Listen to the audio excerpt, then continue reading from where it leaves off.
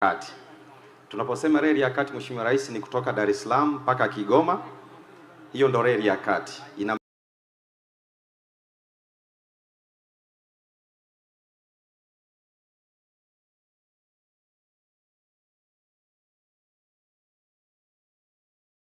Reli ya kati ni Dar es Salaam mpaka hapa Kigoma. Mheshimiwa Rais, mradi wetu wa kipande hiki cha 6 kama unavyoonekana, huu ndo mradi wetu kwa maana ya alignment ambayo tumeifanyia upembuzi yakinifu, na sasa hivi tunafanya detail design pamoja na ujenzi. Na hii Mheshimiwa Rais, inatokana na kwamba mkataba wetu ni mkataba wa design and build, kwamba tulipaswa tutumie miaka zaidi ya 5 kufanya detail design ili kuspidi muda wa ujenzi. Sisi tulichagua kuwa na mradi wa design and build na ni lump sum contract.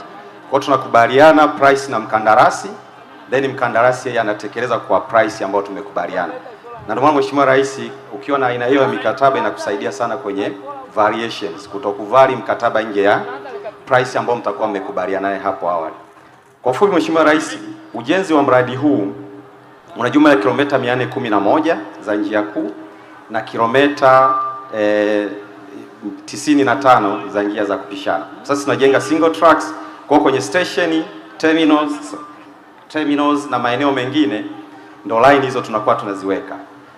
Mheshimiwa Rais, katika kutekeleza mradi huu kwa muda mfupi, umeona tumeugawanya kwenye section. Section ya kwanza inaanzia Tabora kuelekea hapa katikati tuna timu inayojenga. Section ya pili inaanzia, tuliongeza 2A unayoiona. Mara ya kwanza tulikuwa na section A, section 2 na section, lakini tumezigawa hizi ili kuongeza timu za ujenzi na mradi uweze kutekelezwa kwa wakati na uweze kudeliver kwa wakati. Mheshimiwa Rais, kama nilivyotangulia kusema, mradi una miezi 48. Thamani ya mkataba huu ni dola za Marekani bilioni 2.7 sana trilioni 6.3.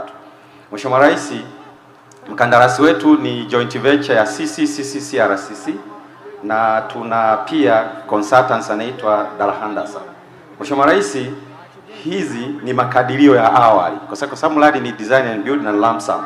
Kwa hiyo tunakuwa na yale makadirio makubwa, lakini wakati wa detail design inaweza kaa inabadilika. Sasa hivi Mheshimiwa Rais, madaraja tulionayo makubwa, tuna hizi daraja 27, tuna hizi box culvert 75 na box culvert zingine 475. Jambo lingine la msingi Mheshimiwa Rais, kwamba mradi wetu kwa sababu ya speed, wananchi tumewekea maeneo maalum ya kuvuka. Kwa kutakuwa na vivuko kuanzia Dar es Salaam mpaka huko. Na jambo la msingi Mheshimiwa Rais, pamoja na kwamba tuna wakandarasi wa aina nyingi, lakini sisi tunacho control quality ya mradi wetu, tuna kitu kinaitwa employers requirement. Ili mradi huu utakapokamilika kutoka Dar es Salaam mpaka Mwanza ama Dar es Salaam mpaka Tabora, treni itakayopita Dar es Salaam iweze kupita Dar es Salaam mpaka hapa tulipo Mwanza. Mheshimiwa Rais, maeneo mengine tu ni hatua mbalimbali za ujenzi. Tulichokifanya, tumeenda kwenye zile critical works. Kwa mfano hili ni daraja la Magarasi. Kwa hiyo tunachokifanya sasa hivi Mheshimiwa Rais ni kujenga yale maeneo ambayo tunaamini yakikamilika yatasaidia mradi wetu kwenda kwa haraka. Kwa hiyo hili ni daraja mojawapo na kuna madaraja mengine tutaendelea kukuonyesha. Daraja hili Mheshimiwa Rais limekamilika. Tayari tushaweka nguzo na hizi beam zake, na sasa kinachofanyika ni back. Kwa nini tulifanya hivi Mheshimiwa Rais? Ili uweze kulijenga daraja hili unahitaji misimu 3 ya kiangazi. Kwa sasa sisi kwenye kuspidi ujenzi tulianza na hili daraja. Kwa hiyo tulivyomaliza ile misimu ile ya kwanza, tumekuja kumalizia na msimu huu na litakuwa limekamilika na kuendelea kuwa sehemu ya ujenzi wetu. Mfano mzuri Mheshimiwa, limeshakamilika. Huu ni mto mkuu, lakini wakati wa mvua eneo hili lote huwa linajaa maji. Asante. Ni huu mto Malagarasi ambao unaenda mpaka huko Burundi. Mheshimiwa Rais, hizi ni hatua mbalimbali za ujenzi, ambalo hii ni hatua ya ujenzi wa culvert. Hiki ni kivuko vya wanyama tumeviweka kwa ajili ya watu kuwa na maeneo mahususi ya kuvushia. Mheshimiwa Rais,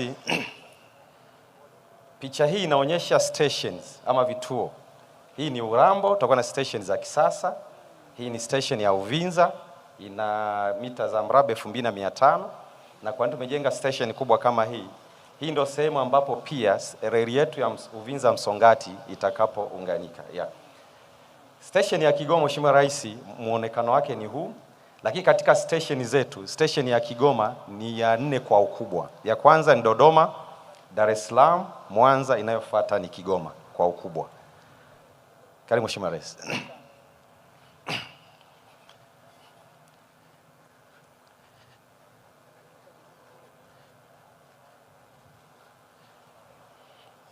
Mheshimiwa Rais, unachokiona hapa ni mradi wetu unazingatia masuala ya mazingira. Sasa daraja hili unaloliona hapa kuna mlima. Na kwa sababu ya speed ya train tunapunguza kwa. Ndio maana ile reli ya MGR unaona inazunguka mlima. Lakini iwe na speed kubwa, lazima laini yako iwe imenyoka. Ndio maana ya hili daraja kuonekana kutakuwa na ile reli ya MGR, kuna mto pamoja na reli yetu ya SGR itapita hapa juu. Hili liko maeneo ya Uvinza. Sana.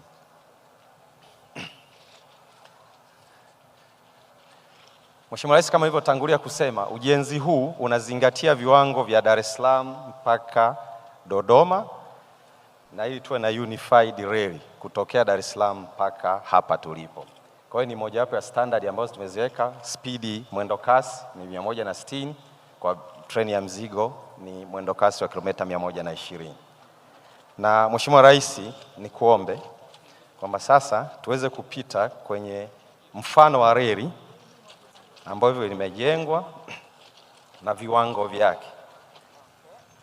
Hapa tulipo, tunapojenga reli, tunapomaliza kujenga tuta, tunaweka haya mataruma. Haya ndio tunaita mataruma ama slipper, na hivi ni vifungashio. Mheshimiwa Rais, kifungashio hiki ukiona kuna plastiki hapa, treni zinapotembea huwa zinakuwa kama zinapiga. Sasa hii ina absorb ili siweze kuivunja hii slipper. Yes. Na hii Mheshimiwa, kifungashio hiki Mheshimiwa Rais kinatumika kwenye reli zinazoenda spidi 350 na kuendelea. Sisi ukikiangalia hiki kifungio kinafungwa kwa mashine maalum. Kuna hawa watu wanaotaka kufanya sabotage wanaangalia sehemu zenye weakness. Kwa hiyo ni vigumu sana kukifungua. Kwa hiyo tunaiongezea reli yetu usalama zaidi. Reli hii unayoona Mheshimiwa Rais zinafanana, yenyewe ina uzito wa kilo 60 kwa mita moja. Kwa hiyo ni reli nzito. Ukilinganisha sasa hivi treni tunazoendesha ina kilo 40 kwa mita moja. Kwa hiyo ni zaidi ya mara 4 karibia. Kwa hiyo inatufanya reli yetu iwe imara zaidi, na wakati wa mwendo kasi iwe na stability kubwa. Na taruma hili Mheshimiwa Rais lina kilo 380 moja. Ukilinganisha na mataruma tulionayo sasa hivi yana kilo 40. Kwa stability ya njia yetu ni kubwa, na kwa generation zijazo Mheshimiwa Rais wanaweza wakaongeza speed bila kuinvesti kwenye track hii yetu. Haya Mheshimiwa Rais. Yeah. Mheshimiwa Rais, naomba tufanye zoezi la kutembea kuelekea. Ukiangalia juu Mheshimiwa Rais, hii ni mfano wa nguzo.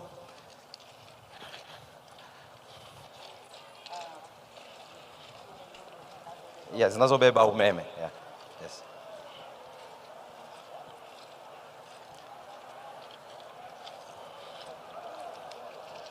Mheshimiwa Rais, zoezi letu linashia hapa, tuende kwenye hatua nyingine ya.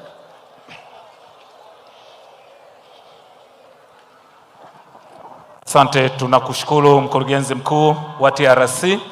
Mheshimiwa Rais wa Jamhuri ya Muungano wa Tanzania, kwa heshima kubwa sasa tupo kwenye eneo la uwekaji wa jiwe la msingi la ujenzi wa reli yetu ya SGR kipande cha 6. Nitaomba Mheshimiwa Waziri, Mwenyekiti wa Bodi, Mkurugenzi Mkuu wa TRC, Mheshimiwa Naibu Waziri wa Uchukuzi, Mkuu wa Mkoa, Mwenyekiti wa CCM wa Mkoa, Mheshimiwa Mbunge mwenyeji wa Kigoma Mjini, Mheshimiwa Balozi wa China nchini Tanzania, naomba tujipange kwa picha.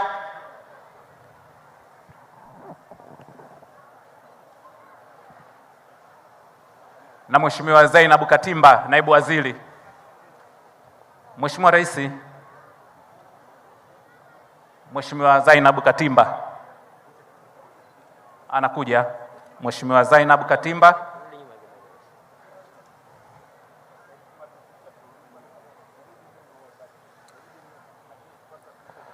Mheshimiwa Rais, nitamwomba Mheshimiwa Waziri wa Uchukuzi aweze kukuongoza kusogeza kitambaa kulia na kushoto, ikiwa ni ishara ya uwekaji wa jiwe la msingi la ujenzi wa reli yetu ya SGR.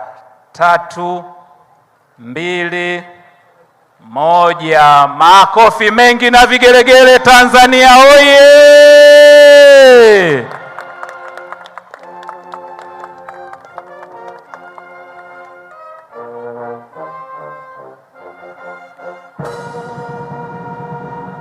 Jiwe la msingi la ujenzi wa reli ya kisasa SGR kipande cha kutoka Tabora hadi Kigoma limewekwa rasmi na Mheshimiwa Dr. Samia Suluhu Hassan, Rais wa Jamhuri ya Muungano wa Tanzania, tarehe 20 mwezi wa 7 2026. Makofi mengi tena.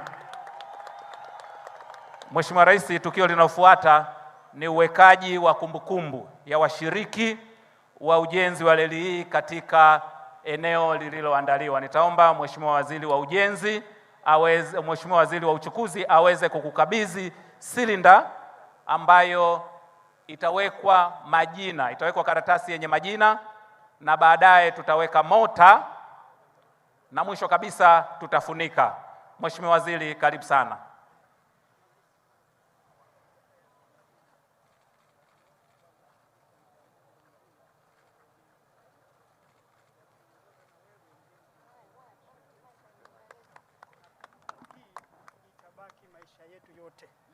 Na kumbukumbu hii Mheshimiwa Rais, itabaki maisha yetu yote. Vizazi vyetu vitafahamu nani alikuwa mjenzi namba 1 kwenye kipande hiki cha Tabora Kigoma. Na hapa kwenye kibao hichi Mheshimiwa Rais, samahani Mheshimiwa Rais, kwenye kibao hichi hapa kuna coordinates, kuna alama ambao yoyote atakayekuja akigugu hapa ataweza kujua hapa ndio palipowekwa jiwe la msingi, na hapa ndio kwenye dokumenti hii ambayo waliofanya kazi ya kujenga kipande hichi. Mheshimiwa Rais, naomba kuwasilisha. Asante. Tukio linalofuata ni la kukunja vizuri. Majina yanawekwa kwenye chombo maalum. Chombo kinafungwa sasa vizuri kabisa na mkurugenzi mkuu wa TRC Mhandisi Machibia Shiwa. Baada ya kukamilisha kufunga, naam, Mheshimiwa Waziri anamkabidhi Mheshimiwa Rais wa Jamhuri ya Muungano wa Tanzania, na kwa heshima kubwa na unyenyekevu anaweka. Naomba tupige makofi mengi na vigelegele. Tanzania oye! Mheshimiwa Rais, tukio linalofuata ni la kuweka udongo maalum. Udongo maalum kama gundi ya mfuniko ambao utawekwa katika eneo hilo kufunika kabisa. Anayechanganya udongo huo ni Mhandisi Machibia Shiwa, mkurugenzi mkuu wa TRC. Picha nzuri kabisa. Naam, Mheshimiwa Rais anaweka udongo ule ama mota pembeni kuashiria sasa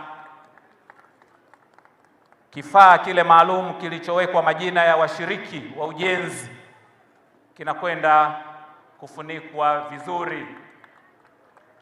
Mheshimiwa Rais, tukio linalofuata ni la kufunika. Naam. Naomba tupige makofi mengi na vigelegele. Tanzania oye!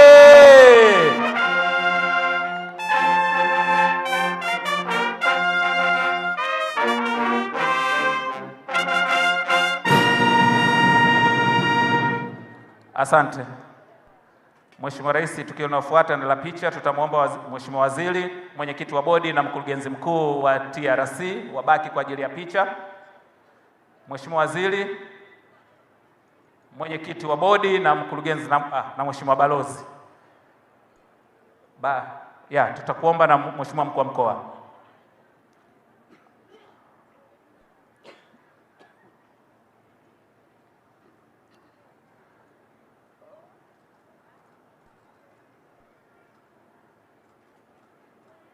Asante. Tutaomba picha inayofuata abaki Mheshimiwa Rais na Mheshimiwa Balozi. Mheshimiwa Balozi tunaomba aende upande wa pili. Balozi wa China nchini Tanzania.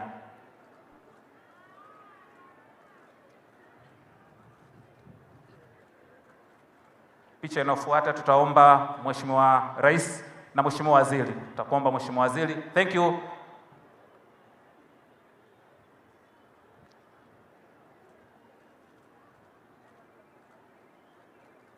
Asante. Picha ya mwisho tutakuomba ubaki Mheshimiwa Rais peke yako.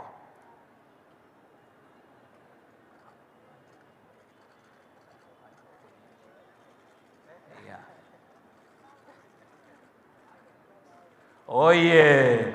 Asante. Mheshimiwa Rais, tumekamilisha itifaki ya eneo hili. Tunakukaribisha sasa kuelekea jukwaa kuu kwa ratiba inayofuata. Studio, naomba jukwaa kuu.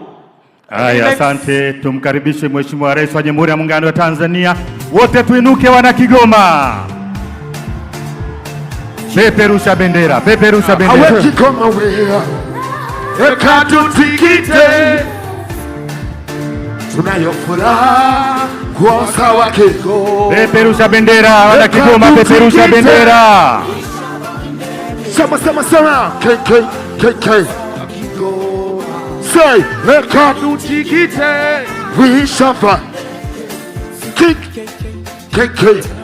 Kasuru ndiyo baba lipo. Ojaponi koda na upenda. KK Kigoma. Kama vipaji tumejaliwa. Kaseja na lunya. Fahari. Ama bese. Hili pwani yukuraba ukaruma. Kibote. Harithi ya Nyarutuba ya kustawisha mimea. Kombe na mahali. Haya, asante Kigoma Oscars, tutapata nafasi. DJ, asante. Kigoma oye! Mheshimiwa Rais Dr. Samia oye! Mheshimiwa Rais, kwa heshima na taadhima, naomba tupate wimbo wa taifa na ule wa Afrika ya Mashariki. Brass band, naomba mtuongoze.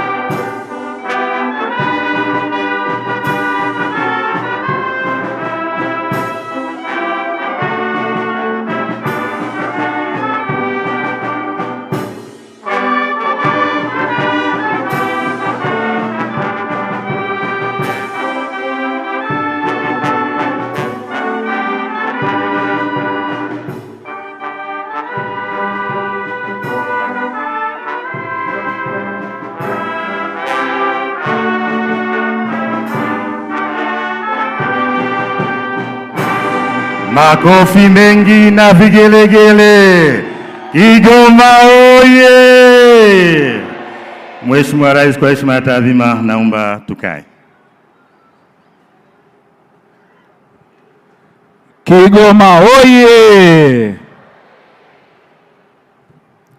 Mheshimiwa Dr. Samia Suluhu Hassan, Rais wa Jamhuri ya Muungano wa Tanzania, Mheshimiwa Profesa Makame Mnyaa Mbarawa, Mbunge, Waziri wa Uchukuzi, Bwana Jafar Machano, Mwenyekiti wa Bodi ya TRC, Mheshimiwa Balozi Simon Nyakolo Siro, Mkuu wa Mkoa wa Kigoma, Comrade Jamal Tamim Abdalla, Mwenyekiti wa CCM wa Mkoa wa Kigoma, Mr. Q Guo, Makamu wa Rais wa kampuni ya Jizin Mining Group, viongozi wote mlioko, wageni waalikwa, mabibi na mabwana, kazi na utu, kazi na utu.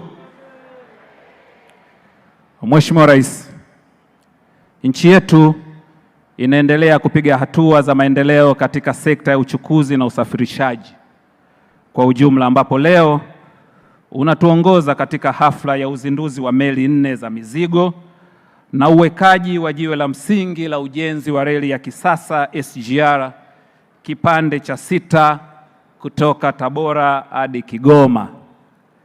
Kabla ya kuendelea na ratiba, naomba tuwakaribishe viongozi wetu wa dini kwa dua na sala fupi.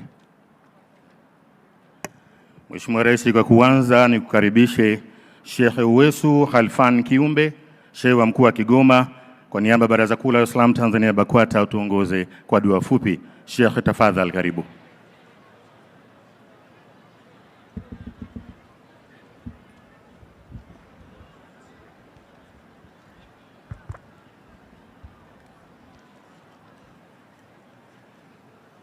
Bismillahir Rahmanir Rahim. Alhamdulillahi Rabbil Alamin. Wassalatu wassalamu ala Rasulillahi sallallahu alaihi wasallam. Mwenyezi Mungu, kabla sijakuomba, ningependa tukushukuru sisi watu wa Kigoma kwa neema uliotupa kutuchagulia kiongozi mwema, mama mwema, rais mwema, Mama Samia Suluhu Hassan, Doktori, mama ambaye ulitukabidhi na umetupa, ametujalia mengi kutokana na wewe. Ameweka pesa nyingi katika mkoa huu, tunajivunia kupata pesa nyingi na miradi mingi. Ametupa viongozi wema, katuchagulia mawaziri, katupa mkuu wa mkoa anayetusababisha sasa hivi tunalala vizuri kwa amani na wavuvi wetu wanavua kwa amani. Mungu, tunakushukuru kwa hayo. Sasa nimuombe, Mwenyezi Mungu, tunakuomba umlinde rais wetu na kila anayemkusudia baya. Umlinde rais wetu na kila majanga na maradhi na matatizo ya aina mbalimbali wewe unayafahamu. Mwenyezi Mungu, tunakuomba umlinde na hasa wale ambao wenye tabia zile za hulku tabu. Watu wenye hulku tabu wasiweze kumkera, wampe nafasi, na ikiwezekana wewe ndio muweza, wabadilishe wale wenye hulku tabu wawe na hulku raha ili tuweze kupumzika. Mwenyezi Mungu, tunakuomba la mwisho, mjalie rais wetu aweze kunusurika yeye pamoja na viongozi wake, mawaziri pamoja na wabunge, hasa wabunge wetu wa Kigoma.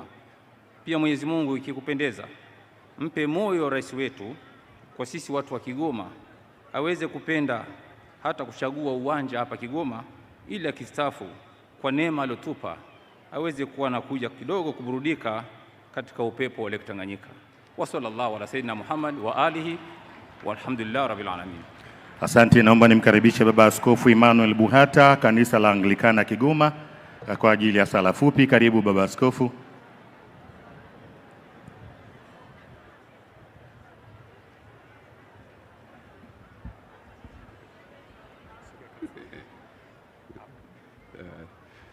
Na tuombe. Mwenyezi Mungu Baba yetu wa mbinguni, tunakushukuru sana kwa ajili ya siku ya leo Jumatatu tarehe 20 Julai 2026 kutuletea kiongozi wa nchi yetu Daktari Samia Suluhu Hassan katika mkoa wetu wa Kigoma. Tunashukuru kwa maendeleo anayesimamia ndani ya nchi yetu, na hasa sisi wana Kigoma tunayo furaha kubwa. Tunakuomba Mungu wetu, mlinde, mtunze, jalie afya njema yeye pamoja na wasaidizi wake wote, ili nchi yetu iendelee kuwa na amani kama vile Mungu tunavyoamini kwamba umetupa amani thabiti katika nchi ya Tanzania. Tunaomba asimamie amani, asimamie haki, asimamie maendeleo, ili kila Mtanzania afurahie kumchagua rais wetu katika kipindi hichi anachotuongoza. Leo tunayo furaha kubwa, tunamkabidhi mikononi mwako, uwe pamoja naye katika hafla hii. Tunatamani kusikia mengi kutoka kwake, ingawa tunaona mengi anayoyafanya. Tujalie katika haya Mungu wetu machache twakuomba. Wewe wajua kwamba tunayo mengi tunahitaji, lakini hata hayo unajua, tupatie na hayo pia. Katika jina la Mungu Baba na Mwana na Roho Mtakatifu. Amina. Tunakushukuru kiongozi. Ni kuombe Padri Achilles Charukula, Jimbo Katoliki la Kigoma, tuongoze kwa sala fupi. Karibu Padri kiongozi wetu.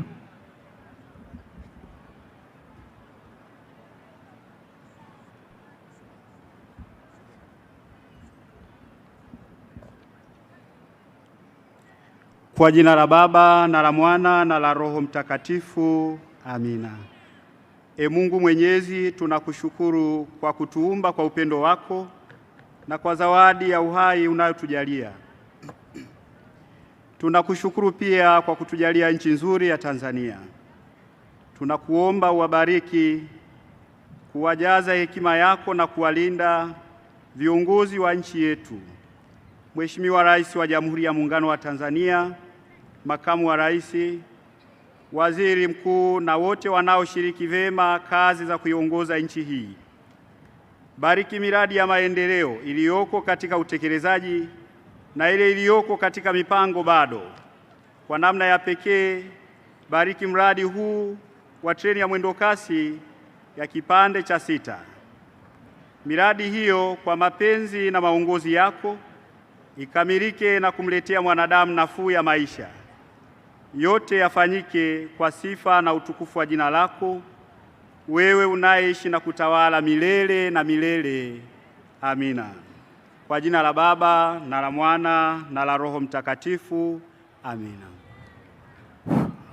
Naam, tuwashukuru viongozi wetu wa dini kwa makofi mengi sana. Asante. Mheshimiwa Rais, Kigoma imeitika, Kigoma imefurika. Kigoma oye!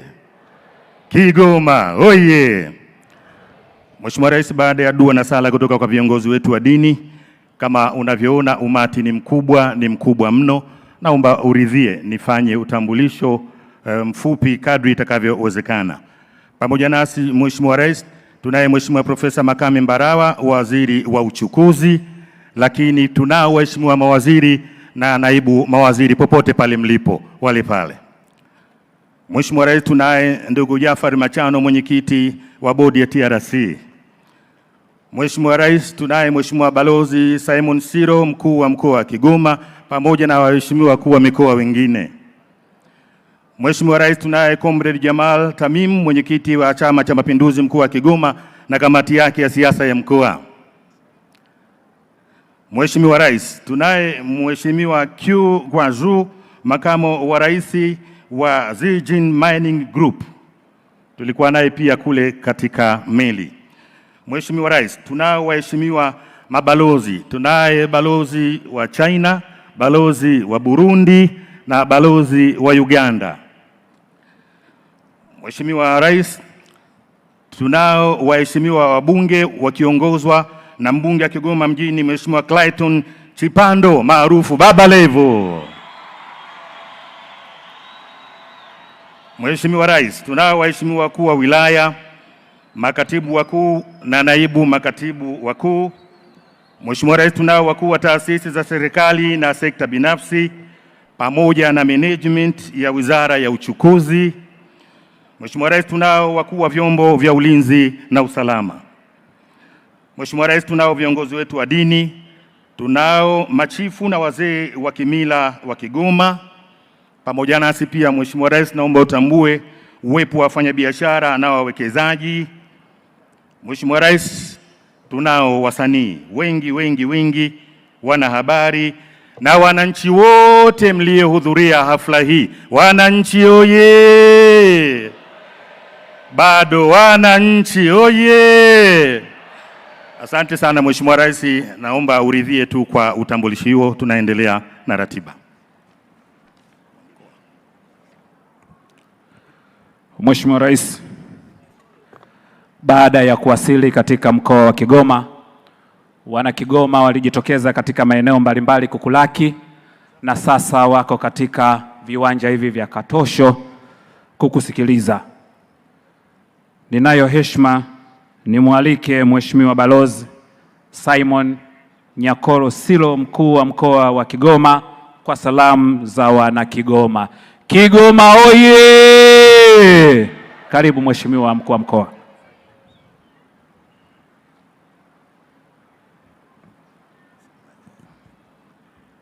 Kigoma safi! Jamhuri ya Muungano wa Tanzania, kazi na utu. Wasalamu alaikum. Bwana yetu asifiwe. Mheshimiwa Daktari Samia Suluhu Hassan, Rais wetu wa Jamhuri ya Muungano wa Tanzania, Mheshimiwa Profesa Makame Mbarawa mbunge, waziri wetu wa uchukuzi, Mheshimiwa Daktari Khalid Mohamed, waziri wa ujenzi, mawasiliano na uchukuzi Zanzibar kama yupo, Mheshimiwa waziri wa Jamhuri ya Muungano wa Tanzania na viongozi wote, nitambue uwepo wenu. Niseme tu kwa kifupi, itifaki imezingatiwa.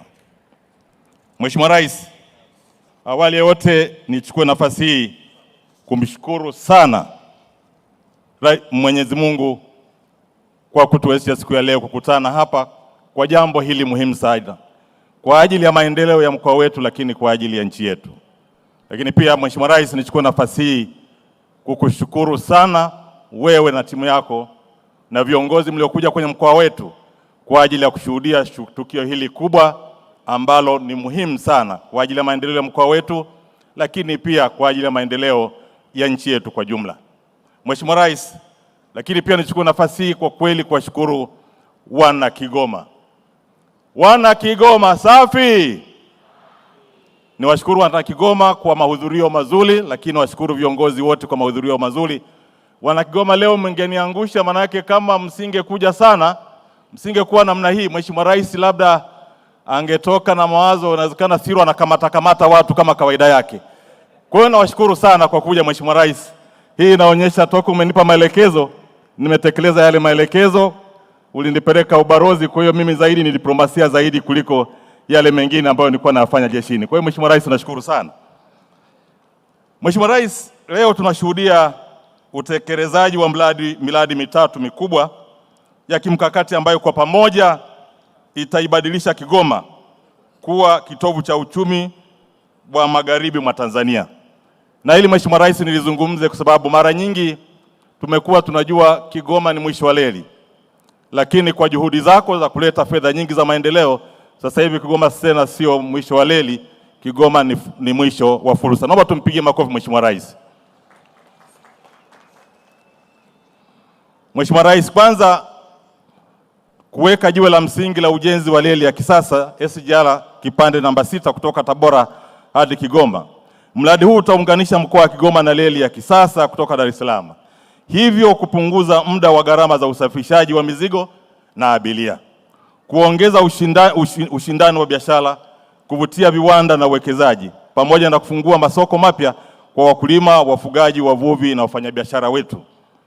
Pia uzinduzi wa ujenzi wa meli 4 mpya katika ziwa Tanganyika utaimarisha usafiri wa maji, kuongeza usalama wa abiria na mizigo, kuimarisha biashara na nchi jirani na kuongeza mchango wa Ziwa Tanganyika katika uchumi wa taifa letu na uchumi wa mkoa wetu kwa jumla. Lakini tatu, Mheshimiwa Rais, upanuzi wa bandari ya Kigoma utaongeza uwezo wa kuhudumia mizigo na abiria kwa ufanisi zaidi. Bandari hii ni kiungo muhimu cha biashara kati ya Tanzania na nchi jirani. Na hii Mheshimiwa Rais, kama nilivyokueleza pale nilipokuwa Kalemie, nilipokutana na wafanyabiashara walichosema, sisi tunategemea kila kitu kutoka Tanzania. Maana yake nini? Maana yake wao shida yao kubwa ni namna gani ya kupata meli za kutosha kwa ajili ya kusafirisha mizigo yao. Wakati mwingine wanaweza kumaliza mwezi mzima mizigo yao hapa bila kwenda Kalemie, na wenzetu wengi wanategemea mizigo kutoka kwetu. Na nikapata nafasi Mheshimiwa Rais ya kwenda kuangalia, walikuwa wafanyabiashara wetu wanauza mbuzi, wanauza kuku, wanauza mchele na chakula chote kinatoka Dar es Salaam. Kwa hiyo kwa kifupi niseme Mheshimiwa Rais, swala la kuwa na meli hizi 4 za mzigo kwetu inatija sana kwa mkoa wa Kigoma, lakini pia kwa nchi kwa jumla. Mheshimiwa Rais, pamoja na hizo salamu zangu za mkoa, nizungumzie mambo machache ambayo wameyafanya kwenye mkoa wetu. Na jambo kubwa Mheshimiwa Rais, ukiona wingi wa watu hawa sio kwamba wamekuja tu, wamekuja kwa sababu wanakupenda.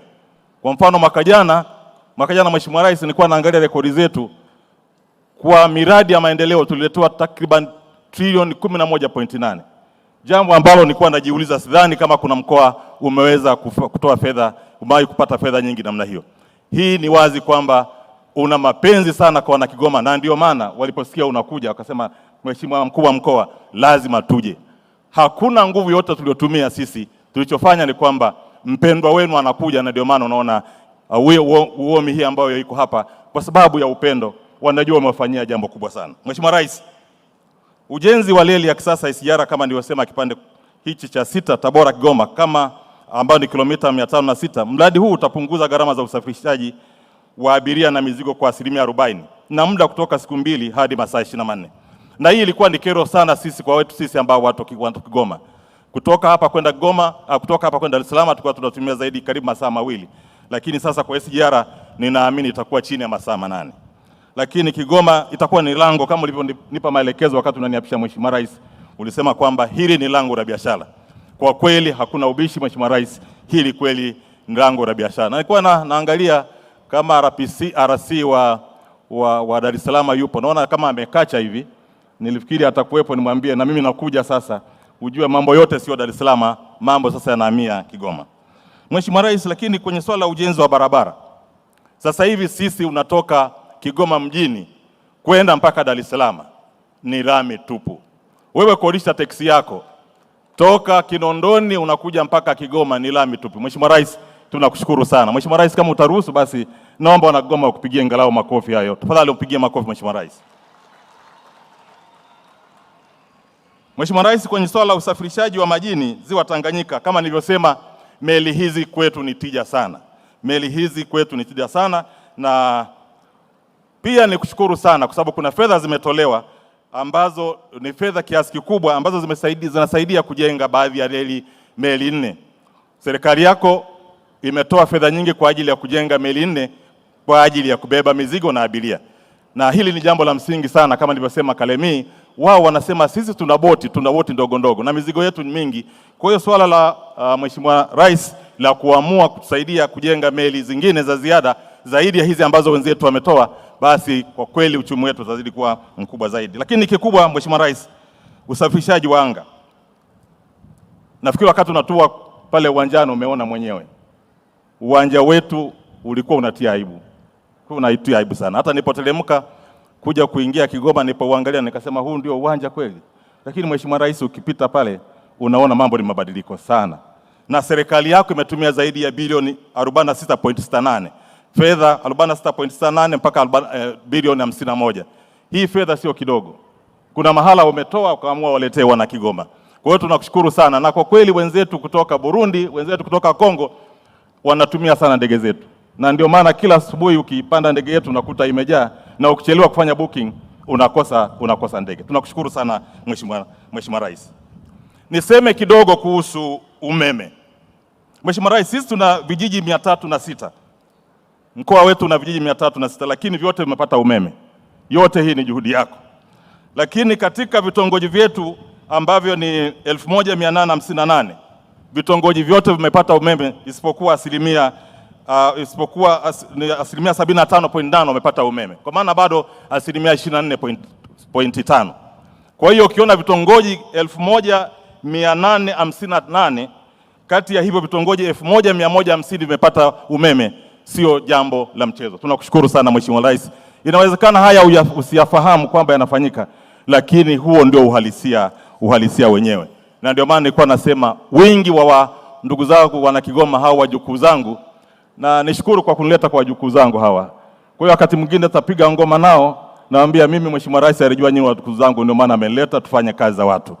Kwa hiyo ukiona watu asilimia almost 75.8 wanapata umeme mpaka kwenye vitongoji, sio jambo la mchezo Mheshimiwa Rais. Lakini kwa upande wa biashara, kupitia vituo vya Kobelo na Manyovu, biashara na nchi za Burundi, DRC na Zambia imeongezeka kwa asilimia 35 miaka miwili iliyopita. Hivyo tunaamini ujenzi wa SGR na meli hizo mpya zitaongeza pato la mkoa wa Kigoma na taifa kwa ujumla.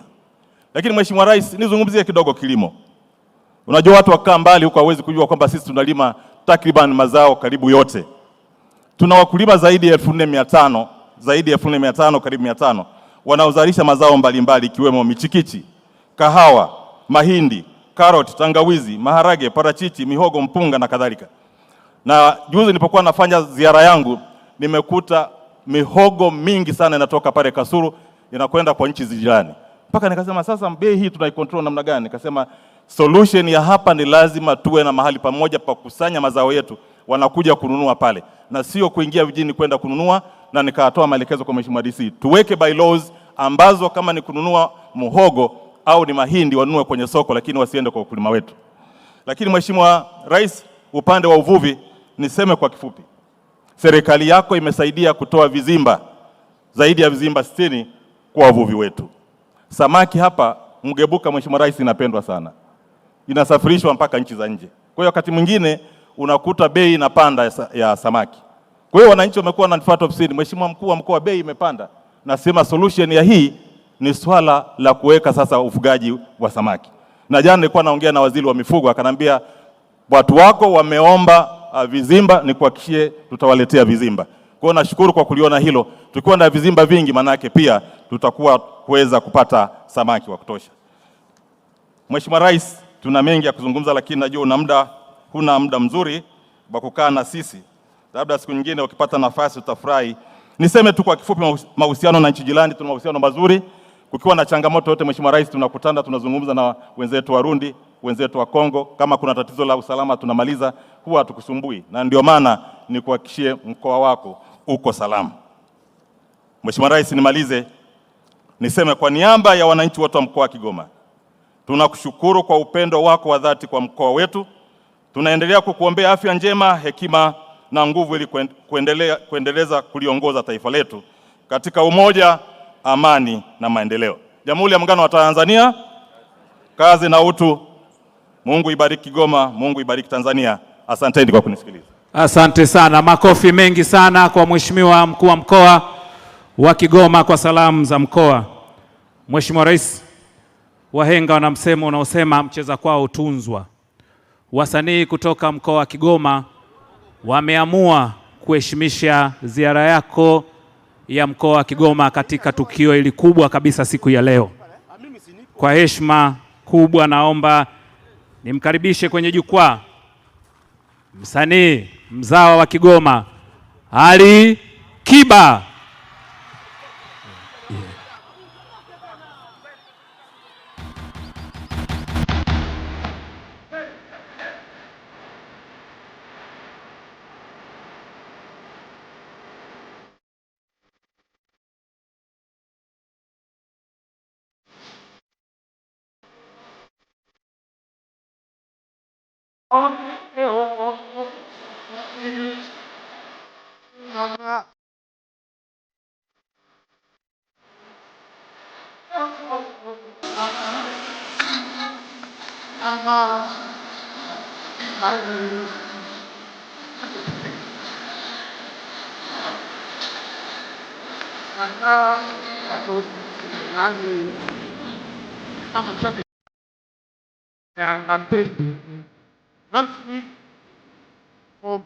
basi toleo toka zamani. Kigoma nani? Sio leo toka zamani.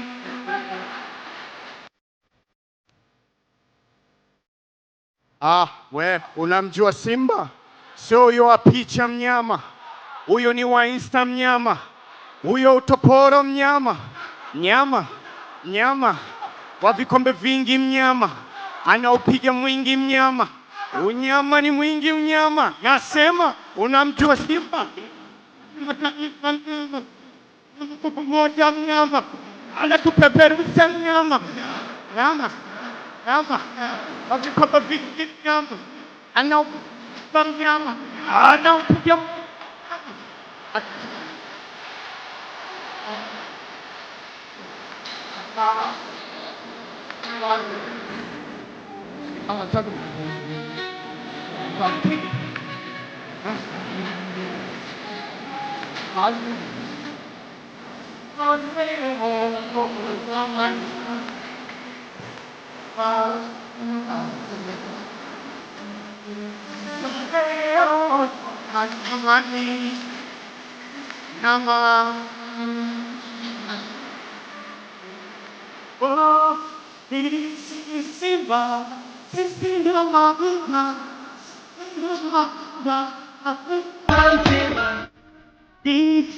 Simba, Kigoma!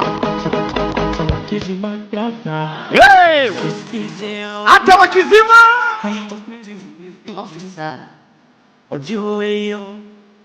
hakuna na mambo ya juu ambayo ajua Mungu atatulinda naomba. Leo siari ishufati tunakisia dolinde biliari hakikishe yupi sipewe mwingine. Leo siari ishufati tunakisia dolinde natamani ubavu chuma upande wanaume wakike Alzabi atatupenda Mefari Zanipenda Wasabi atatupenda Mefari Zanipenda Kigoma!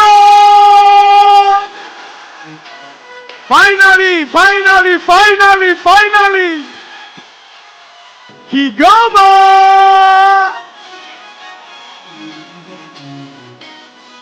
Tutakuwa tunafika kwa haraka sana Kigoma, si ndio? Wapi makofi kwa Mama Samia wewe? Tunafika kwa haraka sana hapo. Repete.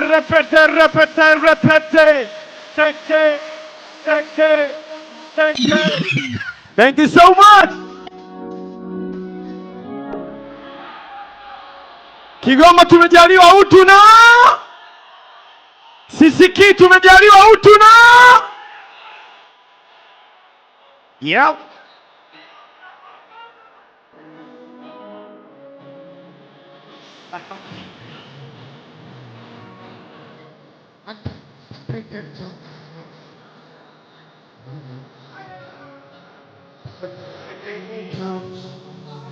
Oh no,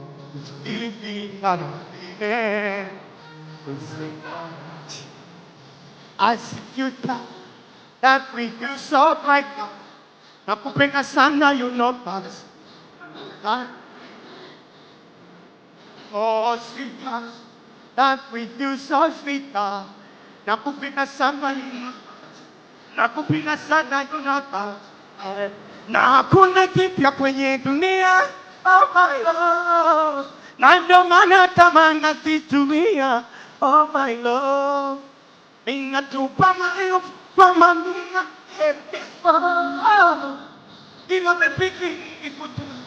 I fight to go. Now asante Alikiba, asante sana. Ya wana Kigoma, baadaye tunaendelea, tupo naye sana tu. Kigoma oye! Nimlete nisimlete? Nimlete nisimlete? Namleta kwenu Mheshimiwa Clayton Levocatus Chipando, mbunge wa Kigoma mjini, asalimie. Karibu sana mheshimiwa. Baba yetu wa mbinguni, jina lako litukuzwe, utakalo lifanyike duniani kama mbinguni. Utupe leo riziki zetu, utusamehe makosa yetu kama tunavyowasamehe waliotukosea. Mheshimiwa Rais wa Jamhuri ya Muungano wa Tanzania, mama yangu Dr. Samia Suluhu Hassan, Mheshimiwa mkuu wa mkoa, mzee wangu mzee Simon Siro, waheshimiwa wote, mawaziri mliokuwepo hapa, viongozi wa dini, mabalozi, pamoja na wananchi wote mliokuwepo katika uwanja huu wa Katosho. Kwanza kabisa mimi nashukuru sana watu wa Kigoma, mmeniheshimisha. Mmeniheshimisha kwa sababu mimi ndiye niliyepewa kamati ya hamasa kuhakikisha eneo hili linajaa na mmejaa.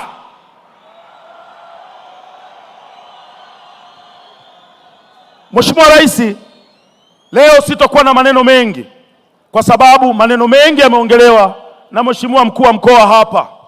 Lakini mimi kama mwanasiasa napasa kuwa shuhuda wa yale ambayo umeyafanya katika mkoa wetu wa Kigoma. Mheshimiwa Kamanda Siro ambaye sasa hivi ni mkuu wa mkoa ameelezea mambo mengi sana. Lakini lazima tuseme ukweli. Watu wa Kigoma, Dr. Samia Suluhu Hassan kabla hajaingia madarakani, tulikuwa tuna shida ya maji. Maji tunayaona mtaani, hamna. Uongo kweli? Sasa hivi yanamiminika, yamiminiki. Mimi ni shuhuda. Lakini pia Dr. Samia Suluhu Hassan umetuunganisha na gridi ya taifa. Sasa hivi tunaanza kuona viwanda vinajengwa hapa katika mkoa wa Kigoma. Mheshimiwa Rais, kazi kubwa ulioifanya kwa miaka yako ambayo sasa hivi tunaenda miaka 6 sasa, tangu 2021 mpaka leo hii 2026, kazi ulioifanya inabakia kwenye kumbukumbu katika mioyo yetu sisi kama wakazi wa mji huu wa Kigoma mjini na Kigoma, mkoa wa Kigoma kwa ujumla. Ulinipa nafasi, kwangu mimi una nafasi mbili. Una nafasi kama rais wangu, una nafasi kama mwenyekiti wangu wa Chama cha Mapinduzi. Ulinipa nafasi ya kugombea katika jimbo la Kigoma mjini. Inawezekana kuna watu walisema hivi, kwa nini wanampeleka Baba Levo? Lakini kazi inayofanyika katika mji huu tukishirikiana na serikali wako na mawaziri wako ni kazi kubwa ambayo inakipa heshima chama chetu cha Mapinduzi, inaipa heshima serikali ya awamu ya 6 ambayo wewe ndio rais wetu. Naomba nikwambie ukweli, mama yangu, ukija hapa Kigoma utaona kuna miradi mingi ya barabara inaendelea katika mitaa yetu. Naomba nitoe shukurani za dhati kabisa kwa waziri ambaye anahusika na TAMISEMI, mzee wangu Shemdoe. Kazi aliyoifanya ya kutusaidia kuanza kuzijenga barabara za mtaa ambazo nilikuwa nahangaika nazo. Mzee wangu Shemdoe, nashukuru sana, na leo nimekushukuru mbele ya rais. Namshukuru sana Jumaa Weso, amealeta maji mtaani. Namshukuru sana Waziri Ulega, ameiunganisha mkoa wa Kigoma na mikoa mingine. Na leo hii niko hapa kumshukuru mzee wangu mzee Mbarawa. Umekuja kuweka jiwe la msingi la SGR hapa, na nimeshuhudia kwa macho yangu majina ya wale wahusika wote ukiongoza wewe yamedumkizwa kwenye jiwe lile la msingi. Sisi kama wakazi wa mkoa huu wa Kigoma, watoto wetu na vizazi tutakuwa tunawaonesha kwamba waliosababisha SGR ikafika Kigoma wakiongozwa na Dr. Samia Suluhu Hassan majina yao yako mle ndani kwa miaka na miaka. Kwa upande wangu mimi kama mbunge wa jimbo la Kigoma mjini, siwezi kusimama hapa kukuomba barabara mama. Mawaziri ni saizi yangu, tuko nao bungeni, nitaimba nao vizuri tu, watakuja kukulalamikia, lakini hawa mimi nitaimba nao wimbo mzuri. Nitahakikisha kazi uliotutuma sisi kama wabunge wa Chama cha Mapinduzi kuhakikisha tunatimiza ilani ya Chama cha Mapinduzi inatimia katika jimbo la Kigoma mjini. Wazee wangu, mawaziri wangu, nawaomba sana mtanisamehe kwenye namna ya kuipigania ilani ya Chama cha Mapinduzi, kwenye namna ya kuwapigania wakazi wa Kigoma, wananchi wa Kigoma mjini kwa mjumla. Sitokuwa na huruma na waziri yoyote. Mtanipeleka maadili, na mwenyekiti ni mama, atanitetea kwamba mama, nilikuwa natetea hela zako unazozitafuta. Na mimi nataka niwaambieni ukweli kwa kumalizia. Dr. Samia Suluhu Hassan, namna anavyoleta hii miradi, hawasemi wenye midomo midomo. Hawasemi kwamba Dr. kaleta, Samia kaleta, hawasemi. Lakini tunapoenda kutafuta hela, ikitokea tumekopa sehemu yoyote, midomo mingi. Mama, tafuta hela tujengee vitu tuvione, na hakuna mtu yoyote mwenye midomo midomo, tutapambana nao sisi. Wewe piga kazi tu mama yangu. Si wanasema kuna makundi, mimi ni kundi la mama. Sasa kama kuna mbunge yeyote ananizidi mdomo mle ndani, tutasimama naye vizuri tu. Niko mule kwa ajili moja tu. Kwanza, kuhakikisha tunatimiza dhamira ya Chama cha Mapinduzi katika nchi yetu ya Tanzania. Lakini cha pili ni kuhakikisha yale yote ambayo yamepangwa kufanywa katika mkoa wa Kigoma yanafanyika kwa 100%. Lakini cha tatu, kuipa heshima serikali ya awamu ya 6 ya Dr. Samia Suluhu Hassan, na mimi niko mle cha mdomo wake, tutapambana vizuri. Mwisho mama, naomba niwaambie watu wa Kigoma, Dr. Samia Suluhu Hassan anatafuta pesa, anahangaika kushoto na kulia kutafuta hela. Anatuletea miradi mizuri kama hivi. Ni kazi yetu sisi watu wa Kigoma kulinda hii miundombinu ambayo serikali inapambana kuileta katika mji wetu. Tusikubali mtu yoyote akaanza kuhujumu, wakaanza kufanya vitu vya hovyo, kuharibu juhudi ambazo zinafanywa na rais wetu. Tusikubali. Na pale ambapo Mwenyezi Mungu akitusaidia mradi ukakamilika, tuache zile tabia zetu za kupanda kwenye treni na mbuzi, kilo magunia mihogo na nini. SGR ni kamserereko, tusererekeni vizuri, au sio jamani? Kwa kusema hayo machache, mama yangu Dr. Samia Suluhu Hassan, mimi nina furaha.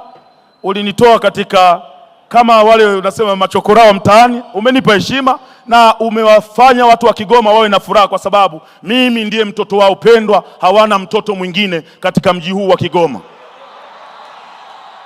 Asante sana mama yangu, na Mungu akujalie tuendelee na shughuli salama. Asante. Asante, naomba tupige makofi mengi kwa Baba Levo. Kigoma oye! Asante sana Mheshimiwa Rais. Sasa ninayo heshima kumkaribisha Makamu wa Rais wa kampuni ya Zijin Mining Group, Mr. Q Gu, kwa maelezo, kwa salamu fupi. Mr. Gu, you are welcome. Your Excellency President, Your Excellency Ambassador Chen, Honorable Minister, Parliament members, ladies and gentlemen, it's with great joy that we get together on this special event to witness a truly historic milestone. On behalf of Zijin Mining Group, I extend my highest respect and deep gratitude to Your Excellency President. I also wish to convey my sincere appreciation to Your Excellency Ambassador and all the diplomats of Chinese Embassy for his kind assistance. And our heartfelt thanks equally go to the national and local governments of Tanzania, whose attention and assistance has been invaluable to the progress of this project. The Kigoma Port Initiative represents a strategic undertaking of the great significance, jointly pursued by the Zijin Mining and the government of Tanzania. On August 5, 2025, concession agreement was formally signed between the two parties, a landmark moment that not only marked a major step forward in Zijin Mining African journey, but also stands a vivid testament to the ever-developing friendship and practical cooperation between China and Tanzania. Zijin will undertake a comprehensive modernization of the Kigoma Port and the Malindi Wharf, including the upgrading of the yards, warehouse, and other facilities, and the deploy of the intelligence management system. This project will unlock the trade artery connecting Central East Asia, Africa, mineral transported from Kalemi Port in the DRC across lake to the Kigoma and then overland to the Malindi Wharf, and finally onwards to the global shipping route. This multi-modal water-land corridor will dramatically enhance regional logistic efficiency and inject powerful momentum to the economic development of Tanzania and its neighboring countries. I am fully aware that none of these accomplishments would have been possible without the robust backing of the Tanzania government and its people, nor without the invaluable guidance and assistance of the Chinese embassy in Tanzania. And your excellent President has personally championed a national development vision that put the first infrastructure as a cornerstone of growth. The Ministry of Transport, the Port Authorities, and other government agencies have rendered comprehensive support through the project, and the local community of the Kigoma has offered unwavering cooperation in the early stage of the implementation. On behalf of the Zijin Mining, I wish to express my sincere thanks to once again. Finally, may friendship between China and Tanzania flourish for generations to come. May Tanzania enjoy lasting peace, prosperity, and progress. And may your Excellency President be blessed with good health and every success. Thank you all.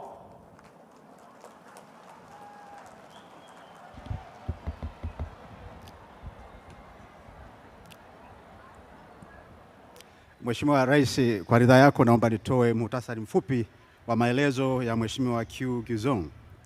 Kwa muhtasari, Mheshimiwa Q Gyuzong ambaye ni makamu wa rais wa makampuni ya Zijin Mining Group ameeleza furaha ya kuwepo katika eneo hili tulivu pembezoni mwa ziwa Tanganyika na kushuhudia tukio hili kubwa linalofanyika hapa Kigoma mbele ya Mheshimiwa Rais, na kwamba mradi wa bandari ya Kigoma ni hatua muhimu inayodhihirisha ushirikiano na urafiki kati ya serikali ya Tanzania na China. Kwa mujibu wa mkataba uliosainiwa, kampuni ya Zijin Mining Group itafanya maboresho ya bandari ya Kigoma pamoja na gati ya Malindi katika bandari ya Dar es Salaam. Mradi huu utafungua fursa za biashara kwa kuunganisha ukanda wa Afrika Mashariki na Kati, hususan katika usafirishaji wa madini kutoka bandari ya Kalemi nchini DRC hadi bandari ya Dar es Salaam na hatimaye kwenye masoko ya kimataifa. Mheshimiwa Gyuzong amesisitiza kwamba mafanikio haya yasingeweza kufikiwa bila ushirikiano aliopata kutoka serikali ya Tanzania na ubalozi wa China nchini. Na muhimu zaidi, Mheshimiwa Rais mwenyewe amekuwa kinara katika kusimamia maendeleo ya miundombinu kama nguzo ya ukuaji wa uchumi. Mwisho, ameshukuru kwa ushirikiano unaoendelea kukua kati ya Tanzania na China na kuitakia Tanzania amani, ustawi na maendeleo. Tafadhali MC. Haya, asante sana. Baada ya tafsiri hiyo, Mheshimiwa Rais, naomba uridhie, leo tunapata maneno mazuri kutoka kwa viongozi, lakini pia tunapata burudani. Kigoma oye! Kama nilivyowatambulisha, tunao wasanii wengi, na sasa ninamkaribisha mjomba Mrisho Mpoto. Yeye atatupa burudani, atatupa elimu, atatupa faida ya miradi. Baada ya hapo nitamkaribisha Diamond Platnumz. Mjomba, karibu. Hello, yes.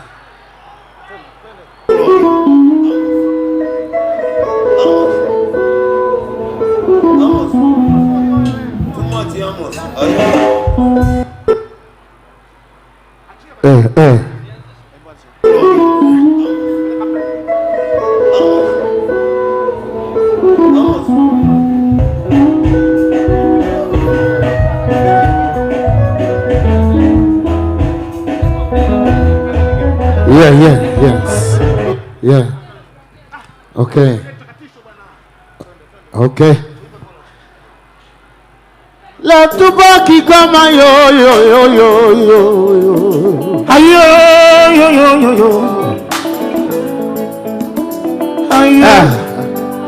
Kigoma. Ayo. Kigoma. Leo tubaki kama yo.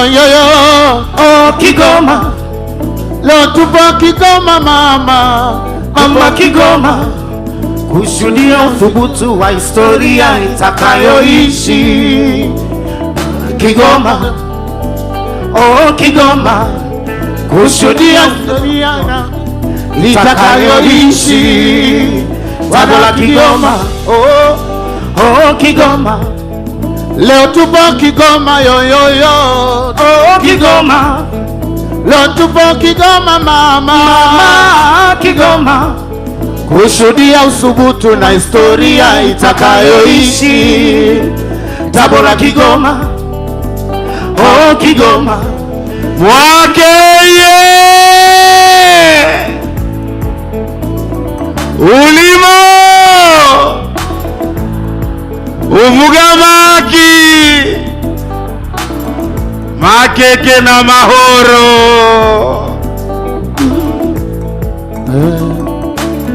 Mheshimiwa Rais, wanazuoni walipokutambulisha kama profesa wa uchumi hawajakosea, walimaanisha wewe ni profesa katika uchumi. Watanzania, naomba tumpigie makofi mengi sana. Kigoma. Mheshimiwa Rais, katika historia za ulimwengu kuna watu huwa wanaacha maneno, lakini wewe ni kiongozi unayeacha alama, unayeacha kumbukumbu, unayeishi ahadi zako, lakini ni kiongozi uliamua kutuachia tabasamu wa Tanzania. Ndugu zangu wa Tanzania, nataka niwakumbushe, Mheshimiwa Rais alituahidi barabara ya chuma SGR kutoka Dar es Salaam mpaka Morogoro kwa kilomita 300. Wote mnakumbuka, tumeona na tumeshuhudia. Lakini alisema ataitoa SGR Morogoro kuipeleka Makutupora Dodoma kwa kilomita 422. Tumeshuhudia, tumeona na wengi wetu tumepanda. Huyu ndiyo daktari ambaye leo tunavyozungumzia mkandarasi yuko site kwa kilomita 368 kuitoa pale Makutupora SGR hii kuipeleka Tabora. Mkandarasi tunavyozungumza yuko site anatandika chuma. Huyu ndio Daktari Samia Suluhu Hassan. Lakini huyu ndio daktari aliyeitoa SGR kutoka pale Tabora mpaka Isaka kwa kilomita 341. Ni kazi ya Daktari Samia Suluhu Hassan. Mkandarasi yuko site, tumeshuhudia na tumeona. Ndugu zangu, leo tuko Kigoma. Mheshimiwa Rais ameweka jiwe la msingi la kilomita 506 za chuma. Kilomita 506 za chuma anaitoa SGR kutoka pale Tabora kuileta hapa Kigoma. Nataka niwaambie, Siro ametuambia hapa, fedha walizopata kwa mwaka mzima mwaka jana ni trilioni 11. Mheshimiwa Rais, mradi huu wa Tabora Kigoma unatumia pesa dola za Kimarekani, dola milioni 2 bilioni 743 milioni 768 828,000.67. Unapozikonvati kwa hela za Tanzania tunazungumzia Mheshimiwa Rais kwenye mradi huu ameweka shilingi trilioni 6 na bilioni 23. Leo ameweka jiwe la msingi. Nataka niwaambie kuhusu kilomita hizi 506. Huyu kwa kuwa ni rais mwenye utu, rais mwenye upendo, akamwambia Profesa Mbarawa kwamba hakikisha wazawa ndio wanakuwa wajenzi wa mradi huu. 86% ya ujenzi wa mradi huu ni ya wazawa, 14% ndio zitakuwa za wageni, tena kwenye utaalamu maalum. Ndugu zangu wa Tanzania, kilomita 105 kati ya 105 zimeshafanyiwa upembuzi yakinifu. Mheshimiwa Rais, watu wameshalipwa fidia, ardhi imeshakabidhiwa kwa mkandarasi, hakuna anayedai katika zile kilomita 105. Kure madarasi. Jamani, mradi huu una vivuko 75. Vivuko 65 vimeshakamilika kwa 100%. Vivuko 10 viko katika hatua za mwisho. Lakini Mheshimiwa Rais, nataka niwaambie Watanzania, kile kiungo cha Malagarasi kimeshakamilika kwa 98.98%. Ajira zinazokwenda kutengenezwa hapa ni ajira 15,000 kwa wakati mmoja. Nani kama Dr. Samia Suluhu Hassan? Hakuna. Naomba niwaulize, nani kama Dr. Samia Suluhu Hassan? Hakuna.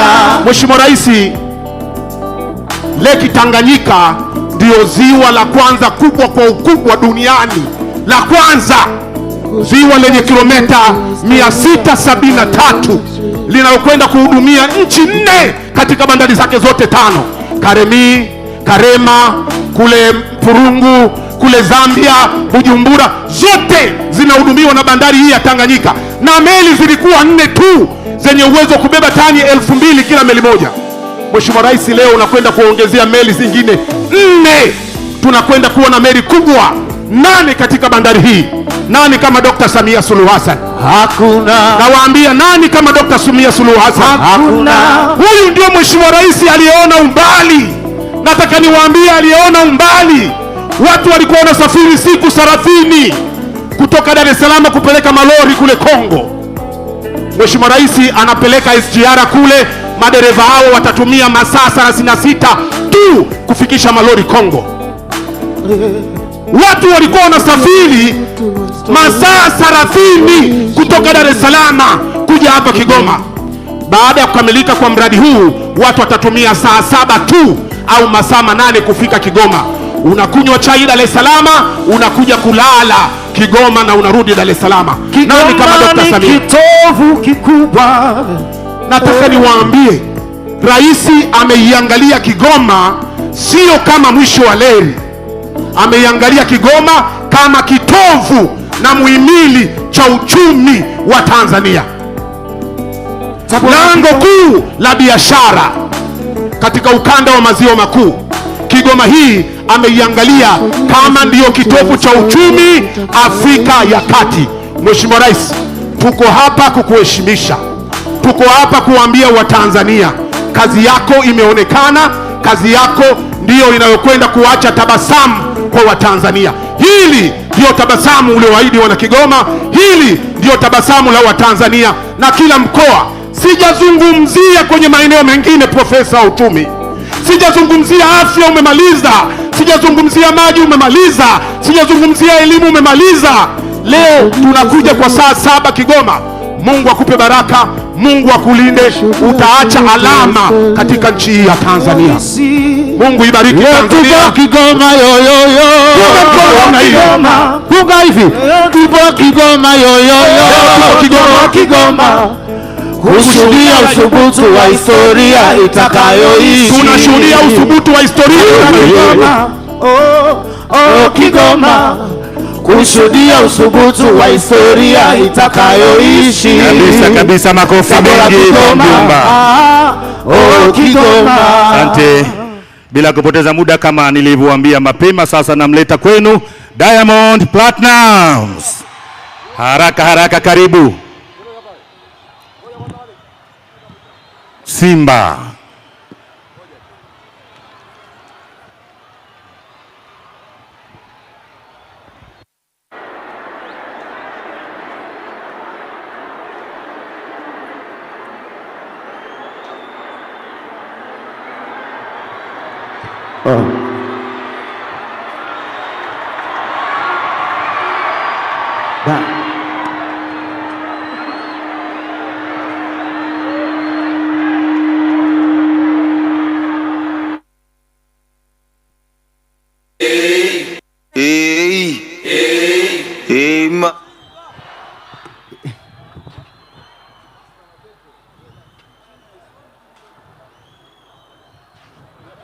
Watoto wa Kigoma, watoto wa nyumbani, Samia safi, Baba Levo safi, Kigoma safi. Mko tayari? Basi wacha. Comment ça va? Comment ça va? Msalimia jirani yako. Msalimie. Unasemaje? Msalimie. Msalimie.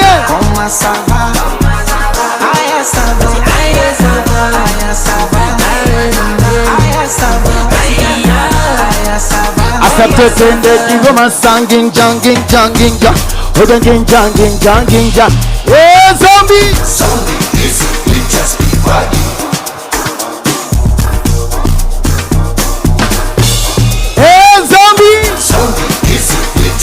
Sema, how are you? Unasemaje? Kama nini? Habari kwa Chinese. Assalam. Como wasalimie. Wasalimie. Wasalimie.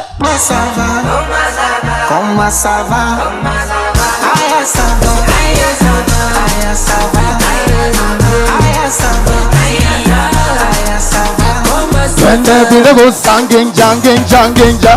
Jangin jangin jangin ja. Kigoma Zombie.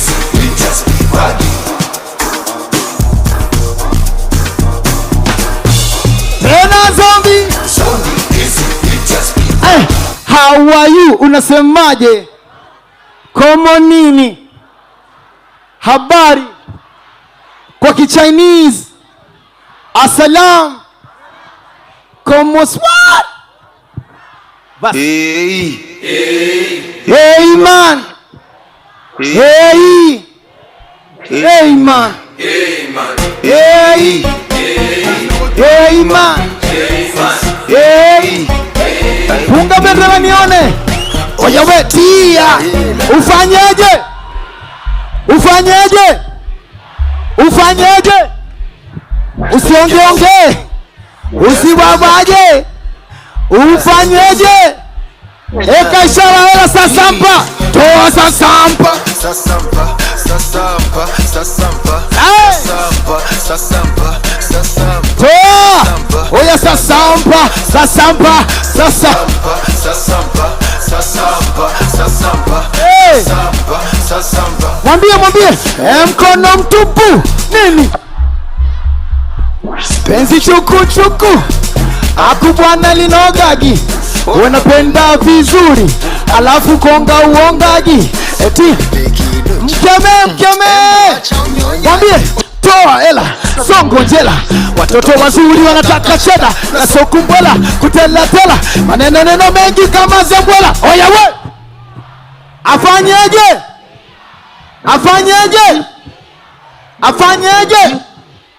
Usilete maneno. Usipeleke maua. Weka mkono juu ishara ya sasampa. Toa sasampa. Sasampa. Sasampa. Sasampa. Sasampa. Sasampa. Sasampa. Sasampa. Sasampa. Sasampa. Sasampa. Sasampa. Sasampa. Sasampa. Sasampa.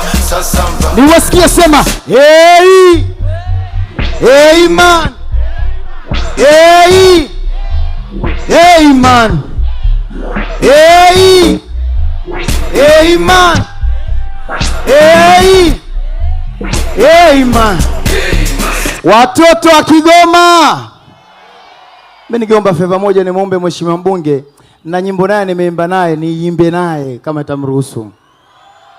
Nimbe naye. Basi nao. Wote mikono juu. Mikono yangu. Wote mikono juu. Wote tunakushuhudia kulia. Amen. Wote. Wote. Amen. Wote. Wote. Wote. Wote.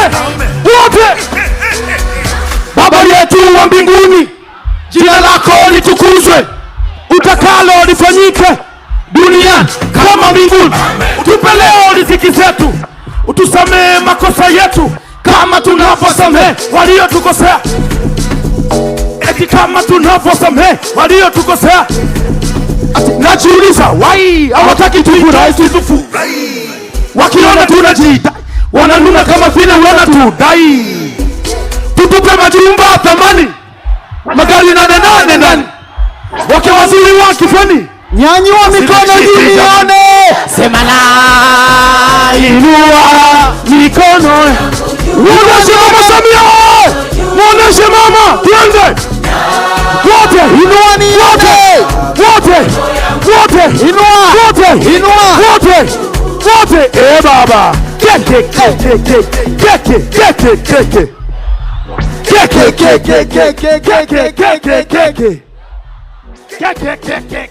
Let's go, Diamond Platinum. Let's go. Pass to the right. One. Latifa, la TTT. Asante. Kigoma oye! Mama Samia oye! SGR oye! Kwa kweli mama, tunakushukuru make kundo Kigoma mwisho wa reli na kutuletea reli hii. Diamond, masaa 7 kutoka Kigoma kwenda Dar es Salaam. Masaa 7 tu mama anataka hiyo. Thank you very much. Haya, makofi mengi kwa Diamond Platnumz. Tupo naye na tutaendelea naye. Kigoma oye! Mheshimiwa Rais, kwa heshima na taadhima, naomba sasa tupate salamu kutoka Wizara ya Uchukuzi. Nimkaribishe Profesa Makame Mbarawa, Waziri wa Uchukuzi. Kwa heshima na taadhima, Mheshimiwa Waziri, karibu. Na baada ya hapo, kwa nafasi alionayo Mheshimiwa Waziri, ataweza kukukaribisha wewe, Mheshimiwa Rais wa Jamhuri ya Muungano wa Tanzania, uweze kuzungumza na hadhara hii. Mheshimiwa Waziri, karibu. Mheshimiwa Dr. Samia Suluhu Hassan, Rais wa Jamhuri ya Muungano wa Tanzania, waheshimiwa mawaziri mlioko hapa, Mheshimiwa David Kenzile, Naibu Waziri wa Uchukuzi, pamoja na waheshimiwa naibu waziri wote mlioko hapa, Mheshimiwa Balozi Siro, IGP mstaafu na mkuu wa mkoa wa Kigoma, Mheshimiwa Balozi Chen, balozi wa China nchini Tanzania, na waheshimiwa mabalozi wote mlioko hapa, Makamu wa Rais wa Zhejiang Mining Company, waheshimiwa wabunge mlioko hapa mkiongozwa na mbunge mwenyeji, mbunge wa Kigoma mjini, Profesa Kahera, Katibu Mkuu wa Wizara ya Uchukuzi, pamoja na makatibu wakuu na manaibu wa katibu wakuu mliopo, wakuu wa vyombo vya ulinzi na usalama, Bwana Jafari Machano, mwenyekiti wa bodi ya wakurugenzi ya Shirika la Reli Tanzania, ndugu Mbosa, mkurugenzi mkuu wa Mamlaka ya Usimamizi wa Bandari Tanzania, Mhandisi Machibia, mkurugenzi mkuu wa Shirika la Reli Tanzania, viongozi wa Chama cha Mapinduzi, wawakilishi wa sekta binafsi, viongozi wa dini, ndugu wananchi wa mkoa wa Kigoma, mabibi na mabwana, kazi na utu. Kazi na utu. Mheshimiwa Rais, awali yoyote napenda kumshukuru Mwenyezi Mungu kwa kutujalia afya njema na kutuwezesha kushiriki katika hafla hizi za kihistoria za uzinduzi wa meli 4 mpya za mizigo na uwekaji wa jiwe la msingi wa mradi wa ujenzi wa reli ya kisasa SGR cha kipande cha kutoka Tabora hadi hapa Kigoma. Kwa niaba ya Wizara ya Uchukuzi na taasisi zake, napenda kukushukuru sana Mheshimiwa Rais kwa kukubali kuwa mgeni rasmi katika hafla hizi mbili muhimu. Uwepo wako hapa ni uthibitisho wa dhamira thabiti ya serikali ya awamu ya 6 kuendelea kuwekeza katika miundombinu ya uchukuzi kama nguzo ya ukuaji wa uchumi, biashara na ustawi wa wananchi. Mheshimiwa Rais, chini ya uongozi wako mahiri, sekta ya uchukuzi imeendelea kushuhudia mageuzi makubwa ambayo hayajawahi kutokea katika historia ya nchi yetu. Serikali imewekeza kwa kiwango kikubwa katika reli ya kisasa SGR, bandari, viwanja vya ndege na usafiri wa majini kwa lengo la kujenga mfumo jumuishi wa uchukuzi, yani integrated transport system, unaounganisha maeneo ya uzalishaji, masoko ya ndani na nchi jirani. Uwekezaji huu unaendelea kuiweka Tanzania kuwa kitovu cha usafirishaji, biashara na huduma za ugavi katika Afrika Mashariki na Kati. Kwa muktadha huo, napenda kuwapongeza wawekezaji wa Gold Voyage Logistics Limited kwa uamuzi wao kuwekeza nchini Tanzania. Uamuzi wao huo ni ushahidi wa imani walionayo katika mazingira bora ya biashara na uwekezaji ambayo serikali yetu inaendelea kuyajenga. Haya ni matokeo ya maono yako ya kuifanya sekta binafsi kuwa mshiriki mkuu wa maendeleo kupitia sera rafiki, uwekezaji mkubwa katika miundombinu na mazingira wezeshi yanayovutia mitaji, teknolojia, ubunifu na kuzalisha ajira kwa Watanzania. Mheshimiwa Rais, serikali ya awamu ya sita imeendelea kuamini kwamba maendeleo endelevu hayawezi kujengwa na serikali pekee. Yanahitaji ushirikiano imara kati ya serikali na sekta binafsi. Ndiyo maana falsafa yetu ndani ya Wizara ya Uchukuzi kuhusu wawekezaji ni kama ifuatavyo: si kushindana na wawekezaji, bali kazi kubwa ni kuwawezesha; si kuwawekea vikwazo, bali ni wajibu wetu kuwaondolea vikwazo; na mwisho, si kuwakaribisha tu, bali ni kuhakikisha wanafanikiwa hapa nchini. Uwekezaji huu tunaoshuhudia leo kupitia meli 4 mpya za mizigo ni uthibitisho kwamba pale serikali inapoweka mazingira sahihi, sekta binafsi huitika kwa kuwekeza, kuleta teknolojia na ubunifu, kuzalisha ajira na kuongeza thamani katika uchumi wa taifa. Mheshimiwa Rais, meli hizi 4 mpya zitafungua enzi mpya za usafirishaji wa majini katika ziwa Tanganyika. Zitaongeza uwezo wa usafirishaji wa mizigo, kuimarisha usalama wa safari, kupunguza gharama za usafirishaji na kuimarisha biashara kati ya Tanzania, Kongo na Burundi. Wakati huo huo, zitaifanya Kigoma kuendelea kuimarika kama lango muhimu la biashara katika ukanda wa Maziwa Makuu na ushoroba wa kati. Sambamba na hilo, uwekezaji huu utaimarisha muunganiko wa usafirishaji wa majini, reli na barabara na kuongeza ufanisi wa mnyororo wa ugavi na ushindani wa biashara.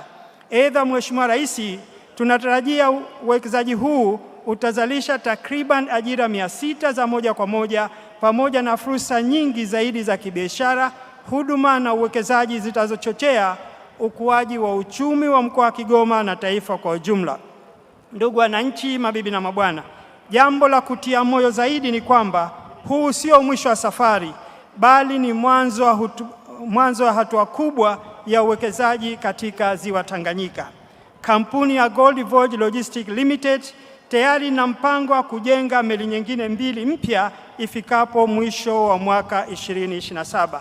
Hii ni ishara ya imani kubwa walionayo kwa Tanzania, uchumi wetu na kwa mazingira bora ya uwekezaji yanayoendelea kujengwa na serikali. Mheshimiwa Rais, pia TRC na TPA kwa pamoja tumeamua kuongeza uwekezaji katika usafiri wa majini kwa kujenga jumla ya meli 8 mpya. Kati ya meli hizo TRC itajenga meli 4 mpya na TPA itajenga meli 4 mpya. Mheshimiwa Rais, mpaka itapofika mwisho wa mwaka 2028 tutakuwa na meli 14 mpya ndani ya ziwa Tanganyika. Mheshimiwa Rais, ni matarajio yetu kwamba kwa mafanikio haya yatahamasisha wawekezaji wengine kuja kuwekeza katika sekta ya uchukuzi na uchumi wa buluu, na hivyo kuifanya Tanzania kuendelea kuwa kitovu cha biashara, usafirishaji na uwekezaji katika Afrika Mashariki na Kati. Mheshimiwa Rais, leo pia umekagua maendeleo ya ujenzi wa gati la kisasa la mizigo katika bandari ya Kigoma ambao unatekelezwa na mwekezaji Golden Marine Tanzania Limited.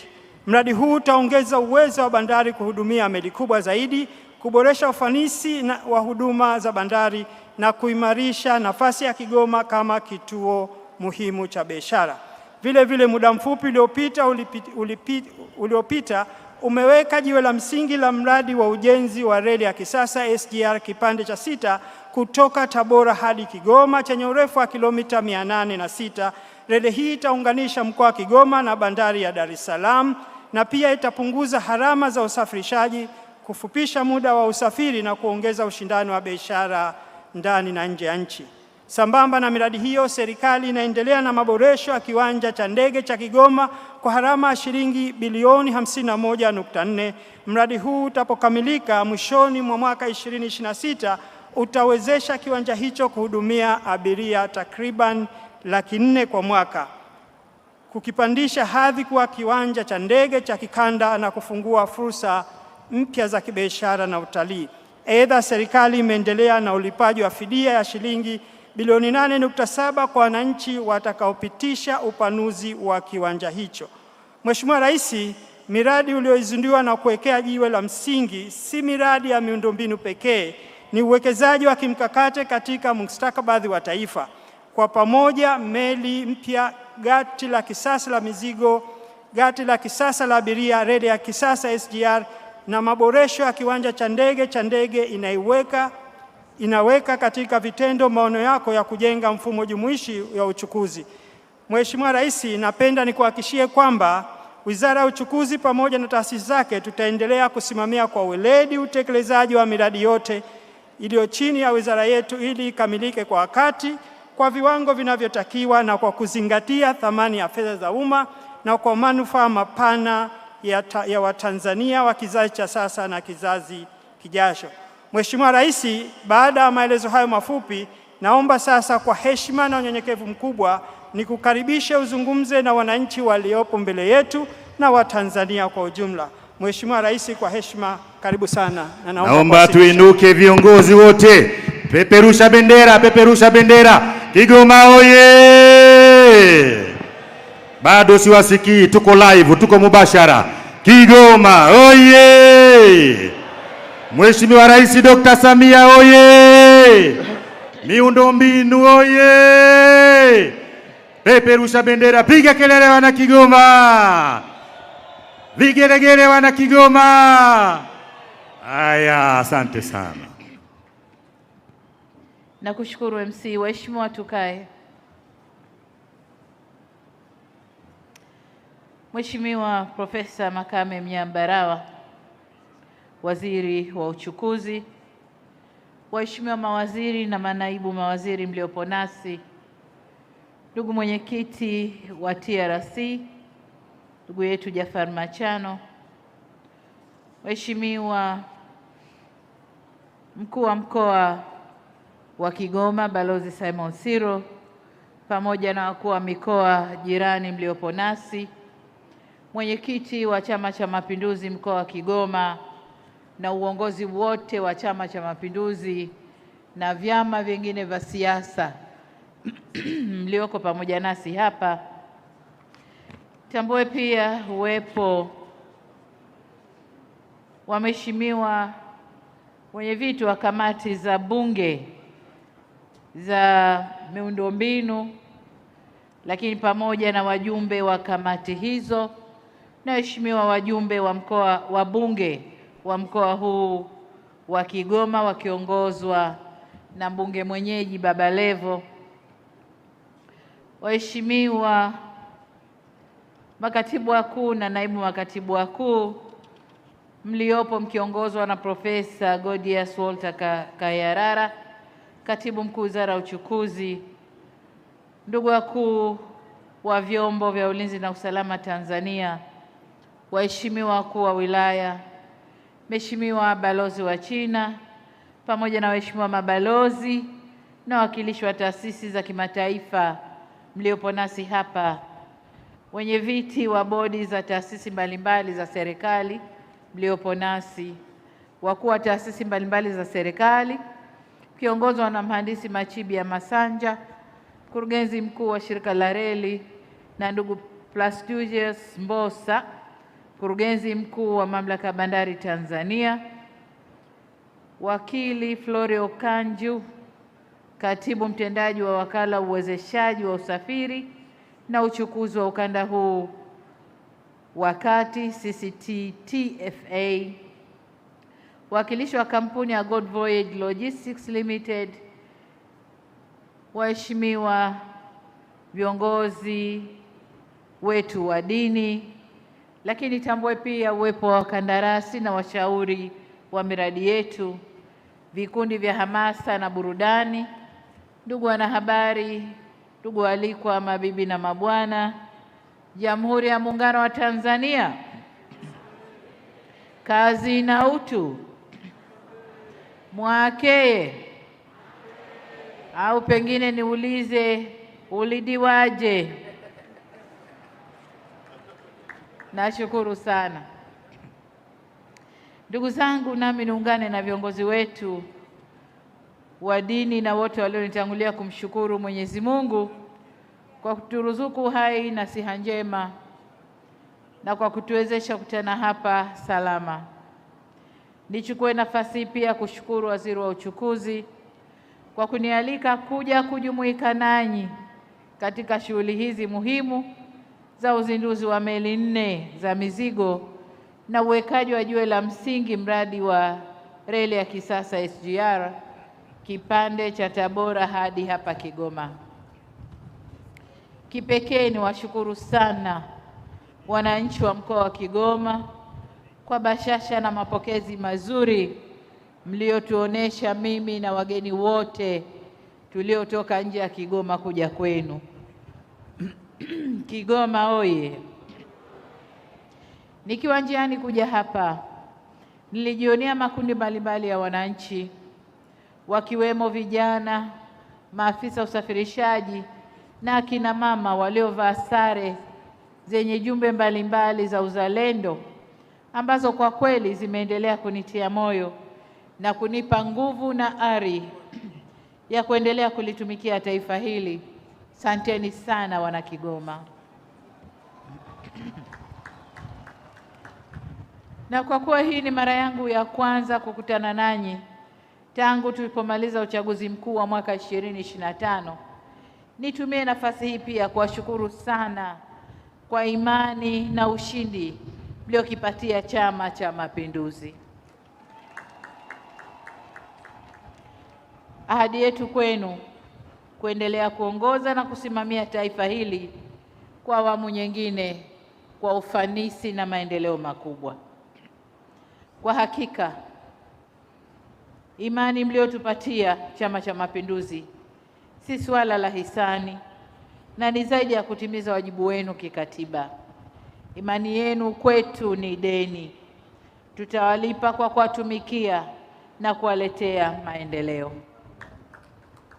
Kama mtakumbuka wana Kigoma, ziara niliyoifanya mapema mwaka 2022, nilikuja Kigoma na kuwapa ahadi kwamba moja, Kigoma haitakuwa mwisho wa reli bali itakuwa ni kituo cha katikati toka Dar es Salaam kufika Kigoma kwenda mbele, na hiyo ahadi tumeanza kuitekeleza. Lakini niliwaahidi wakati ule kwamba tunakuja kuifufua Kigoma na kuirudishia hadhi yake.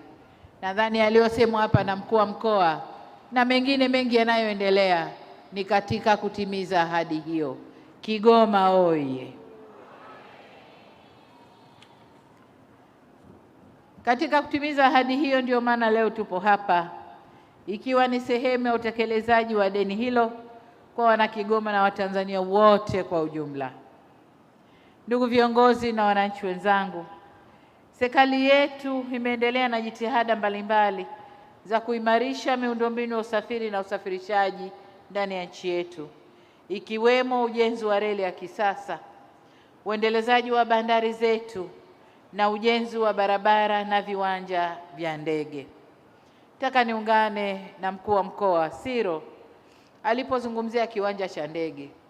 Hata mimi wakati ninakuja nilikuwa na maono ya kiwanja cha ndege cha Dodoma nilichokiacha nilipokuja wakati wa kampeni, lakini nilipotua mambo ni tofauti. Kiwanja kinajengwa kwa kasi na kitakapokamilika kitakuwa kiwanja cha kisasa, lakini hata runway iko smooth, laini, na tumetua vizuri sana. Kwa hiyo niwapongeze wana Kigoma. Tunafanya haya yote kwa lengo la kuifungua nchi yetu kibiashara na kiuwekezaji, kupunguza gharama za usafiri na usafirishaji na kurahisisha bidhaa zetu kuyafikia masoko ya ndani, lakini pia masoko ya nje ya nchi. Kijiografia, nchi yetu ni lango la biashara kwa nchi jirani zinazotuzunguka.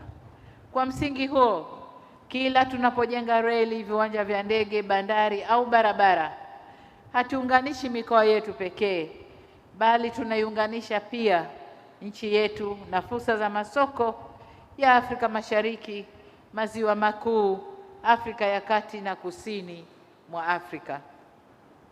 Katika muktadha huo, Kigoma ina nafasi nzuri kijiografia na kimkakati, kwa kuwa ni lango muhimu la biashara na uwekezaji linalotuunganisha Tanzania na nchi jirani ikiwemo Burundi na Jamhuri ya Kidemokrasia ya Kongo na Zambia. Hivyo meli za mizigo tulizozizindua leo pamoja na ujenzi wa reli ya kisasa utakapokamilika vitakuwa ni nyenzo muhimu zitakazotuwezesha kufikia maono na matamanio yetu kama nilivyoyasema na kama ilivyosemwa na wengine hapa. Niwahakikishie wana Kigoma pamoja na maeneo mengine ya nchi, tutaendelea na utekelezaji wa mipango ya serikali ya kuimarisha, kuendeleza na kuboresha miundombinu ya usafiri na usafirishaji kwa manufaa ya wananchi na taifa kwa ujumla. Tunafanya haya ili nafasi yetu ya kijiografia tuliyojaliwa na Mwenyezi Mungu, Mungu mwenyewe ndio anajua kutumba Tanzania hapa tulipo, na akatupa rasilimali zote na nyenzo zote za kuifanya Tanzania kuwa kituo kikubwa cha biashara. Kwa hiyo kimaumbile Mungu alishatumba hivyo, lakini kisera na kisheria ni juu yetu kuifanya sasa Tanzania kuwa kituo kikubwa na muhimu cha biashara ndani ya Afrika, na tunaelekea huko. Tunafanya hayo ili kukuza biashara, kipato na ajira kwa wananchi wetu na ustawi wa taifa letu kwa ujumla. Kwa muktadha huo, Kigoma haitakuwa tena mwisho wa reli kama ambavyo imekuwa ikifahamika, bali itakuwa ni mwanzo wa kufunguka kwa fursa za biashara na uwekezaji, kwa kuwa kama nilivyotangulia kusema, miundombinu tunayoendelea kuijenga inakusudia kuunganisha shughuli za kiuchumi za mkoa huu na masoko ya ndani na nje ya nchi. Kigoma itastawi na Kigoma itanawiri. Kigoma oye!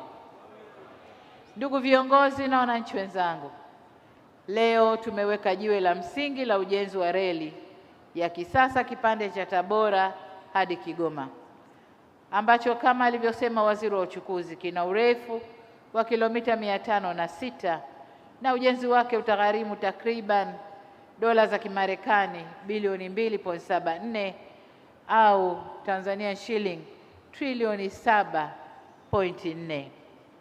Niwashukuru wabia wetu wa maendeleo kwa kutunga mkono katika utekelezaji wa mradi huu.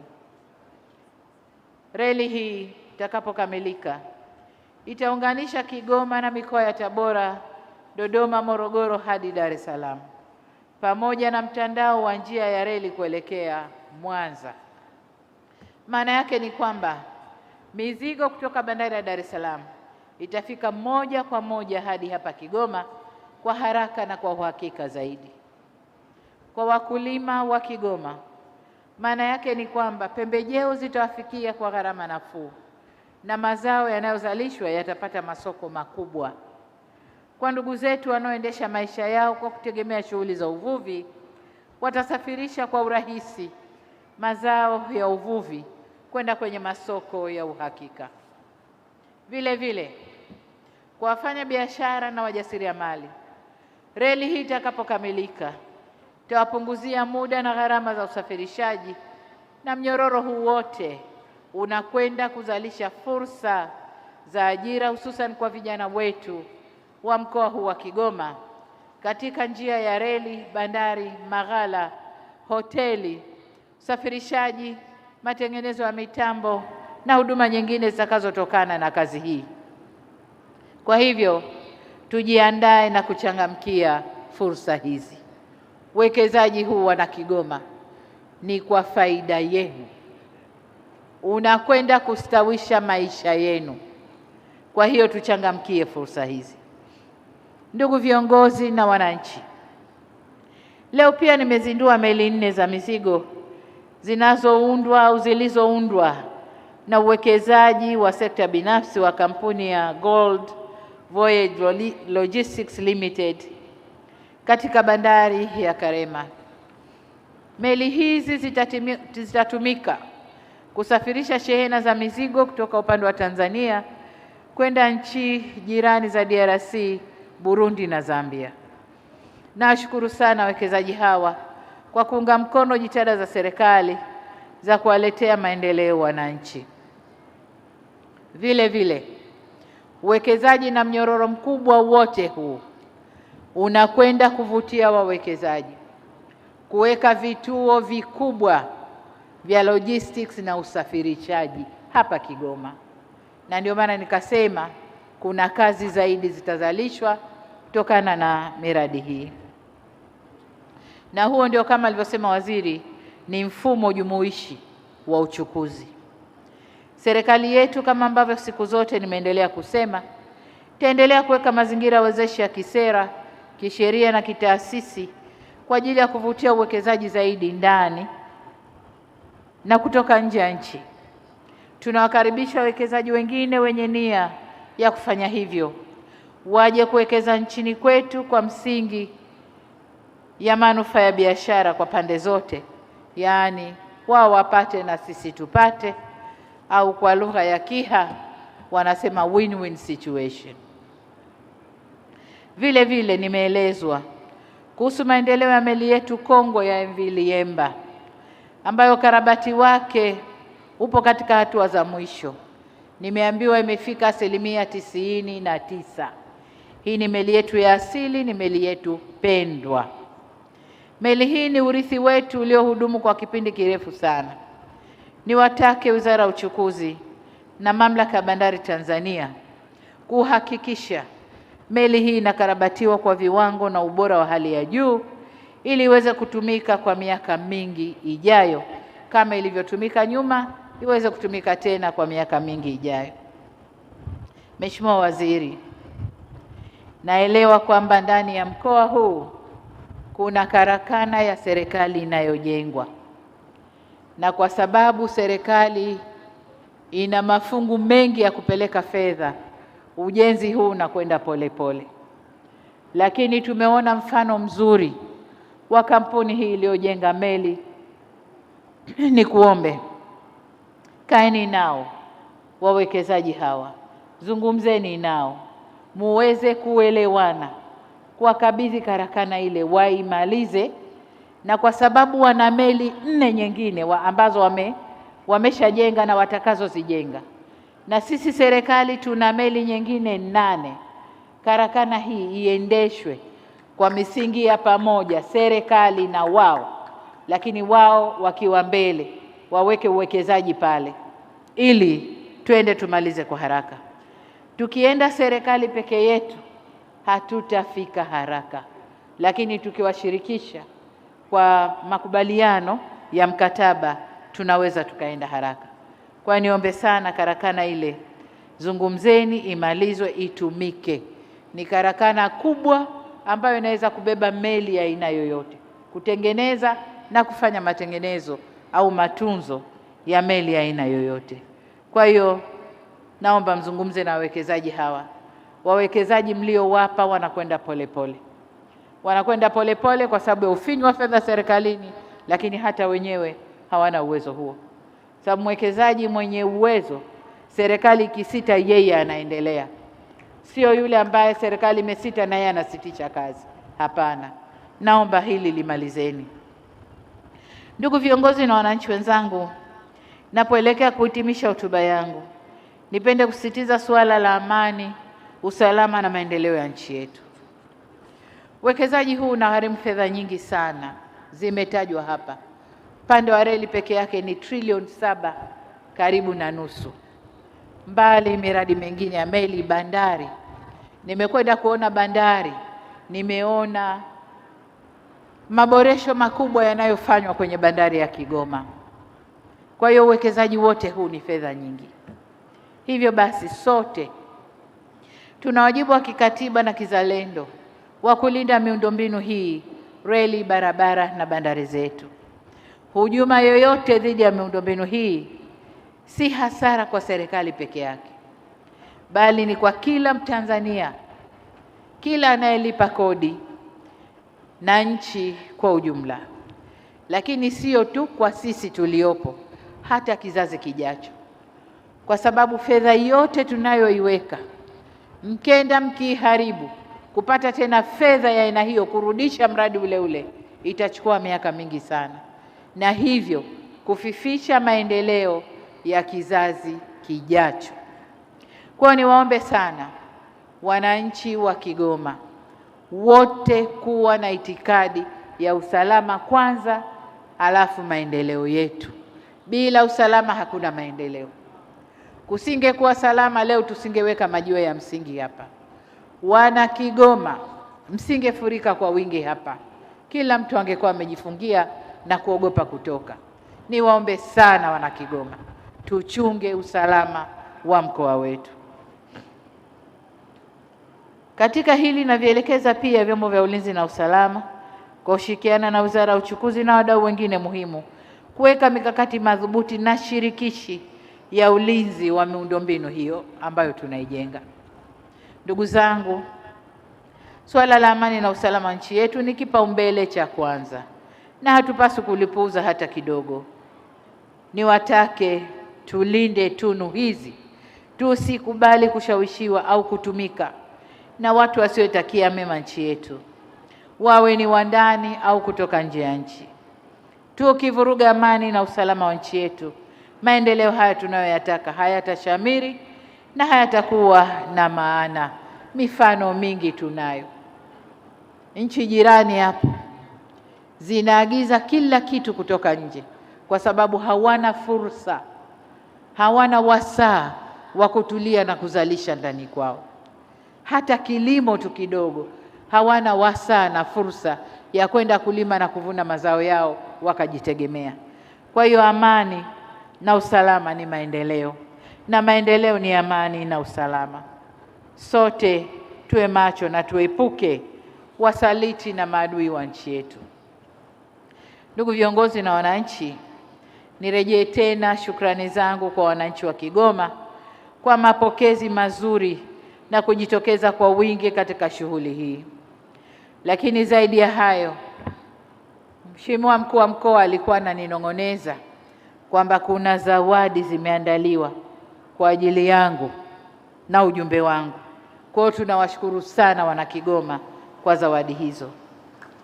Zaidi ni kushukuru Waziri wa Uchukuzi kwa kunipa fursa hii iliyoniwezesha kukutana leo na ndugu zangu wa Kigoma.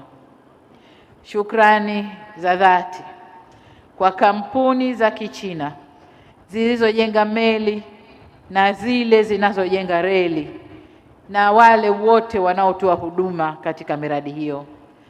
Shukrani kuu ni kwa balozi wa China ambaye kwa ufanisi mkubwa anazisimamia kampuni hizi ili ziende kufanya kazi zao vizuri na kutotia aibu katika miradi hii. Baada ya kusema hayo, sasa nirudie kutamka kwamba meli 4 zilizoundwa kwa ajili ya kusafirisha mizigo katika ziwa Tanganyika zimezinduliwa rasmi. Vile vile jiwe la msingi la ujenzi wa reli ya kisasa kipande cha Tabora Kigoma sasa limewekwa rasmi.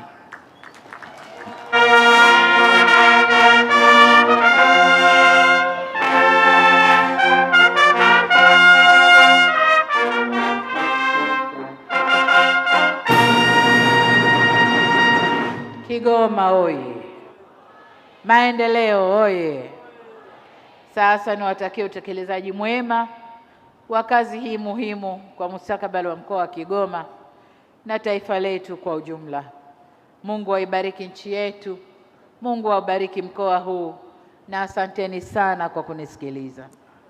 Asante Mheshimiwa Rais wa Jamhuri ya Muungano wa Tanzania, tunakushukuru sana, na sasa tunayo heshima kukuomba kuondoka katika viwanja hivi vya Katosho Kigoma kwenda kuendelea na majukumu mengine ya ujenzi wa taifa letu, na kuomba The Voice kwenye stage uweze kumsindikiza Mheshimiwa Rais na viongozi wengine. The Voice.